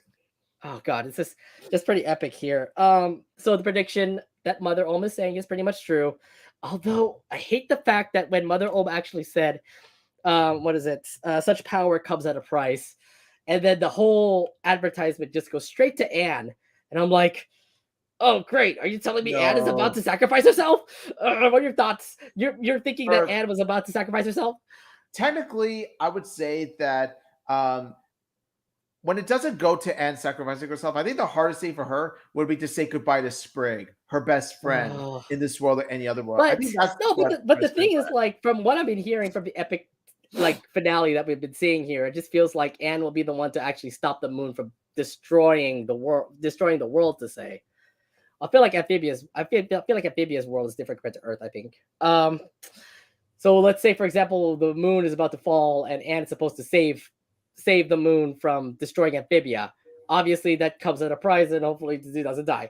I really hope not. I hope actually Anne's powers is actually becomes very Super Saiyan, like supersonic, for example, and then actually destroys the core, and the moon is safe. Hopefully, that's my prediction. I hope Anne doesn't die. That's my thing. I hope Anne doesn't die too. I Yeah, love I've been Anne. padding throughout this whole entire advertisement sequence here, and it just tells me like there's going to be some epic shit going down, and it feels like Anne might die. And I'm like, please don't do that. Let not be that route, or else I'm gonna I hope freaking it's not ball. that Or route else I'm gonna either. freaking ball like tears in my tears in my like bed here. Yeah, pretty much This is ball like how Anne was bawling when she was reading that book about Bessie. you go, girl. Yeah, actually, that's true. You go, girl. That's gonna be all of us. That's good. I knew what Matt Brady was trying to do because that scene with Anne reading Bessie's book is gonna be all of us watching the horror scene. It's like, oh, you go, girl. Okay. You go, girl. All right. Look, we have our own predictions of how the episodes is going to run. Omid, I'm going to ask you, how do you think hardest thing is going to play out? What are your predictions Honestly, of what things are going to be for hardest thing? honestly, I think that it'll be like what, and I don't think Anne will die per se. I think it's going to be more like she'll be unconscious, but then she'll come back to life, but she'll have severe injuries because of her Mm, fight with the moon. And also the fact that, hear me out, Marcy will actually move at the end. ooh. Okay, so you're one of the person. Well, here's the thing. You did put a post up on Twitter that says that you want Marcy to move to make it a learning lesson for Marcy. You want to explain more about it here? It just feels like it is the right route, but at the same time, I have my contradictions when it comes to that also. Here's the thing. I love Sasha and RC. I really do. Don't get me wrong. I love the friendship. It's beautiful, and I support the trio all the way. But I do feel that her moving out with her family would actually help benefit not just her character, but the entire series as a whole. Mm, Because when you do think about it, um, the entire message of the episode is about change. It's about learning to adapt to change, learning to embrace change, and that's especially apparent in what we saw when Sprig was reading Leaf's letter to Andreas. I feel that if Marcy actually did move, it would actually make her learn more that change is a good thing. There is some good that could come out of change, and I feel like much like how Leaf, when she moved to Warpwood and she built a life and was happy with her life, I feel that there's a good chance that if Marcy does move, she might end up finding friends that actually do have the same interests as her. Because when you do think about it, when you think about it, Marcy's friendship with Sasha and Anne, while it is touching, it's been revealed that it isn't, it's technically not all positive because when you see the sleepover, see at the beginning and the end, you do see how Sasha and Anne aren't interested in the things that Marcy is into. And so if she did move out, it would actually give her the chance to make friends that would actually stay up all night watching that movie with her. And so it gives her a good opportunity at that.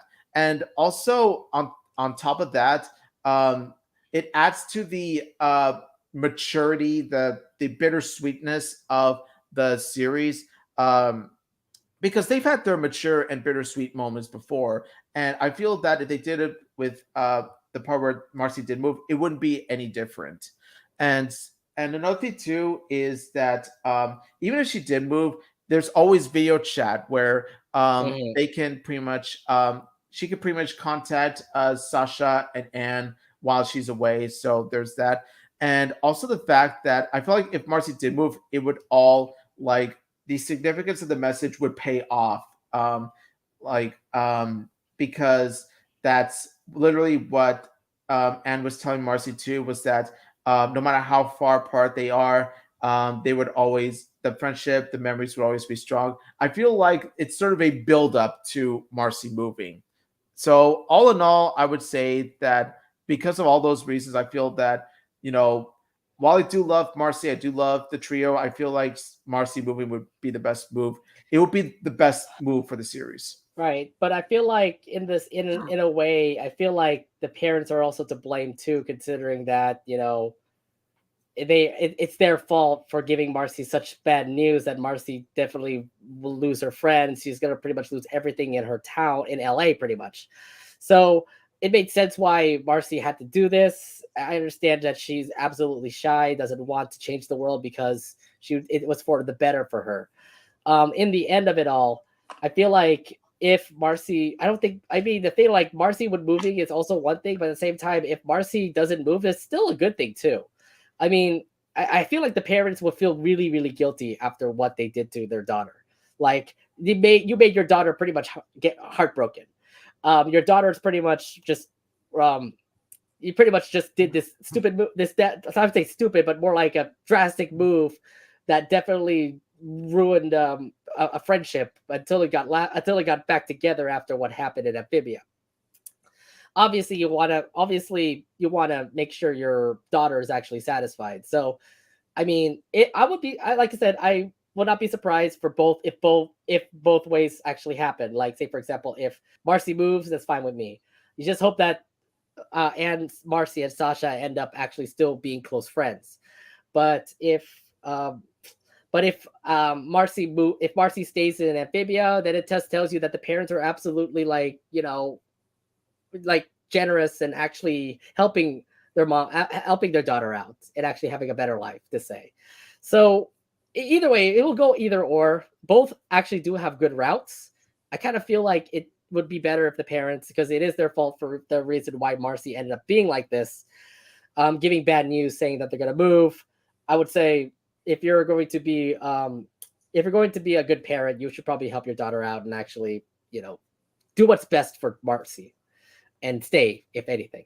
But yeah, both routes are good, but I kind of feel like they're going to stay in LA. Okay, well that's a fair point. That's a fair point.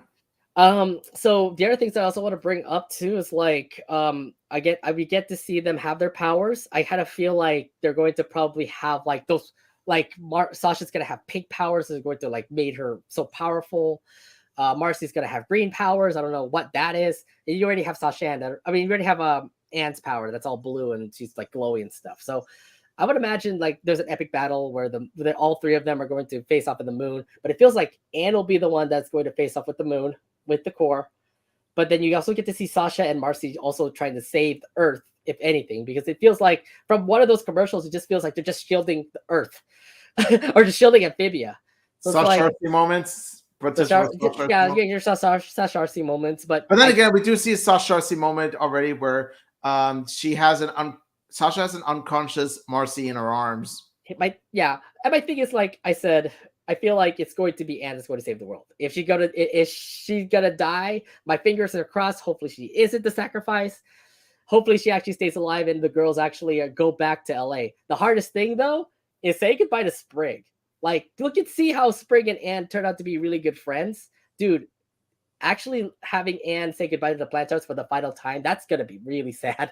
I know. Really thinking about when you think about it, because you're going to leave everything from Amphibia behind. Utopia, Mortwood, the Toads, everything from Amphibia is going to be gone. That's why I say that, like, even without Anne dying, it would still live up to the title. The thing is, like, are they even going to see each other again? It just feels like they're not, unless the box actually gets activated again, right? Possibly. Yeah, but which doesn't happen. I think I don't know the box and all. But well, the thing is that the power is still in the box, right? So maybe they could teleport back and forth. That would be pretty good. No, but there'll be some way in which the humans would have to return home and not come back to Amphibia at all. And that's what I think that even without Anne dying, even without any deaths, the episode would still live up to the title. Yeah, it would live up to the hardest for the hardest thing. And even in All In, for example, there was like this moment where you get to see Sprig. Sprig is still thinking that Anne and him are going to still hang out, but Hop Pop knows already that they're not going to hang out anymore. Like, yeah, he's even trying to, like, it's shown that Hop Pop wants to tell Sprig that they're going to be separated and all that stuff. and you can tell like that expression again. Amphibia with their subtle expressions, just love it. Is It's so good. Yeah. masterclass. You just see Hop pretty much look with remorse when he tries to tell Sprig that Anne and Sprig aren't going to be together anymore, but then again, it's hard for him. That was an all in, by the way. That was an all in. That was an all in, but the thing is now I think Sprig will know eventually. He's got to know. He's got to know sooner. He's got to know in this episode, and that's gonna be a heartbreaking moment where we get to see Sprig leave Anne behind and the planters behind. It's gonna be heavy stuff. Oh my god! My god, it's gonna be. I don't know why you want to come over because we're gonna bawl our eyes out. I'm ready for another tearjerker, man. Oh, dude, that was a tearjerker already when I almost saw Marcy die. Oh god. All right, and then here's one thing I also want to show. Hopefully, we get to see the secondary characters again, and I hope we get to see the parents. Remember, we have a little glimpse of the parents from previous episodes. We also see the Christmas episode. Remember, the Wu family are together, but the Waybrights are not. Remember, we get to see two letters, Mr. and Mrs. Waybright. So I want to see how that would be ever resolved at the end. Matt Braley did mention, however, that the Waybrights would be a huge spoiler. I'm just like, are they going to play a huge part? So we're going to see them. Are we going to see them in the hardest thing? Because it feels like that's the thing. I think it might happen. If Matt Braley said that they would be a huge spoiler, chances are they'll actually turn out to be a part in some way or another in the hardest thing. I think so. And same goes to the Woos. I would imagine Marcy's parents will also be. I mean, Marcy's parents need to show too, so that they can actually see. We are doing a big mistake. We want you to stay in LA or do whatever. Because the thing is, like, Marcy's parents definitely kind of screwed them, kind of started this. We need to actually see them as well. So they didn't know that Marcy would somehow transport to another world. So yeah, the other thing too is that there's a lot of questions that also need to be answered. Like, after 5 months, why did the cops actually know that they're missing? Did they just kept it a secret and just had the school say, oh, they just went to a camp for 5 months? Oh god, yeah, exactly. It's sort of like it's sort of playing into like the Owl House route where it's like Luz was lying to her mom saying that she stayed at that camp, but then it turns out at the same time, you also do have what's her name again? That the shapeshifter. She was pretty much being Luz. Yeah, V. Yeah. She's pretty much being Luz, so technically Camilla just was pretty much played. Just the fact that V was pretty much Luz. At least V was actually a nice person. Yeah, I still think V is the one of the cutest things I've ever seen in animation. Shout outs to Cree Summer. But to say the least, 30 minutes of the hardest thing. This is the final episode of Amphibia, but man, what a ride! What a ride for Amphibia! This was just an epic show. I never had this kind of attraction to a show than Gravity Falls. Gravity Falls definitely was in the top for me, but Amphibia is definitely up there too. Like, it definitely is one of Disney Channel's best shows. And I definitely agree. And to see it end like this, oh man, this definitely would probably be like Disney Channel at its best.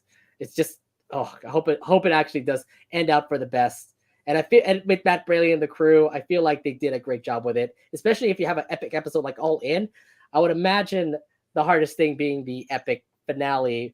Kind of sucks it's only 30 minutes, but we've been waiting for this final episode, and this is just going to break us. I don't know how conclusions have been for shows. Like, we've seen Gravity Falls end, and we weeped on the ending of how Gravity Falls was. How emotional will this be for you about Amphibia? I feel like based on how much emotional scenes, how much emotion this entire show, like some of these episodes really grab your emotions. I feel like the hardest thing is going to be no different. In fact, I think like the hardest thing is really gonna make you tears flood, make you cry flood of tears. It's just gonna be like. Well, here's the thing. I'm gonna pull off emotions. Here's the thing.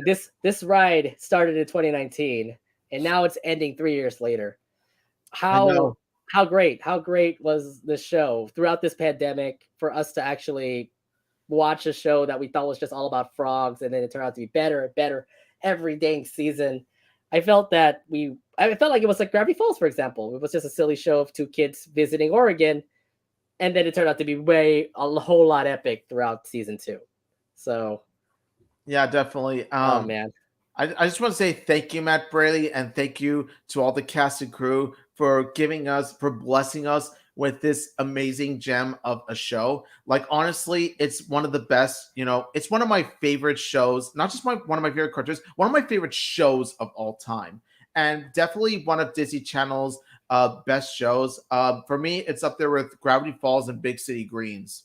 It's I it's gotta definitely the top three. I gotta say this though. After all the animes that I've watched, I think this definitely works as an epic, like as epic as an anime to say. Like, yeah, it's not an anime, just considering that it's like not from Japan, but the story, the animation, everything in it just feels like something from an anime. Like, so epic, so amazing. Why can't it be such a why how can you actually have a show like this in Disney Channel? It was just amazing. Like Yeah, this and way trust me, that we have. Matt really wants you to know this. Matt really wants us to know this, and that's why he has so many anime homages in How this episode, in this series, and I love him for it. he started in Gravity Falls, then also worked on Big City Greens before he started having his own show in Amphibia. I I think he got the best route. Definitely, man. Yeah, and I know that he's gonna take a big break after Amphibia. Oh, So trust me, he really, deserves it. He he deserves deserves it. He definitely deserves it. And I really hope. Here's the thing. I really hope people actually watch the show. I've been pretty much pushing I mean, like, I didn't really push the agenda, but it's more like I've been advertising throughout all my social media, saying like, "Hey, watch Amphibia. It's amazing." That's why I retweet stuff. Go on Facebook. Hopefully, everybody watches. Like, everybody can at least get a glimpse of this cartoon because it definitely is one of the best over at Disney Channel. I definitely agree, and especially if you've seen Gravity Falls. Like, if you see Gravity Falls, and if you're a Gravity Falls fan, you'll definitely be a fan of this show too. Oh man. Well, the end is near. The end is nigh. Amphibia is ending soon. This is going to be We're gonna miss this show a whole lot. We're gonna miss it. this is definitely want to be one crazy ending, but let's see how it goes. Anyways, it is getting a little late here, so it's time for us to actually finally end end this stream.